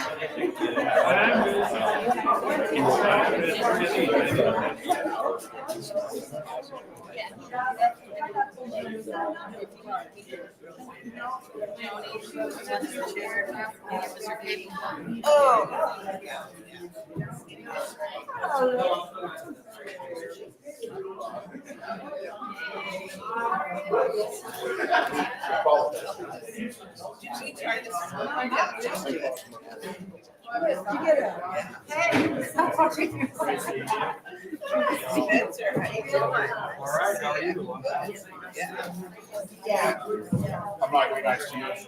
Yeah. That was all I had. You don't want to stick around for No, we got it done.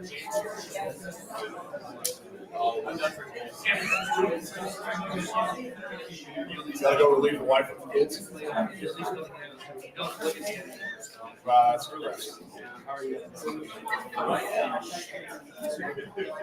Very nice.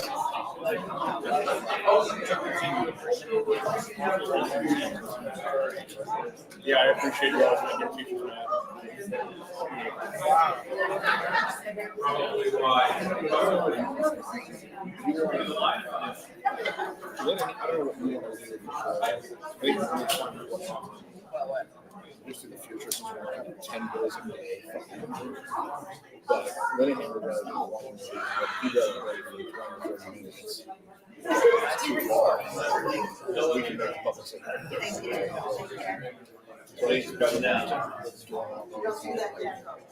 mean, I think these last ones are too. Yeah. We'll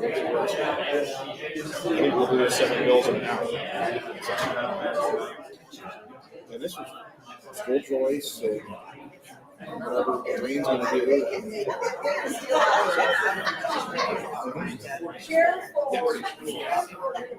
A lot is working, a lot of it, but I'm going to, whatever we exec, it's on the exec. I'm not, they're haunting me like a bad girlfriend. No, actually, yeah. I plan on just coming up and say I'll answer your question. For the cleanup? Yeah, that's good. I think it's fine. Unless you need anything else. I do have an amendment. Yeah. Okay, that's good.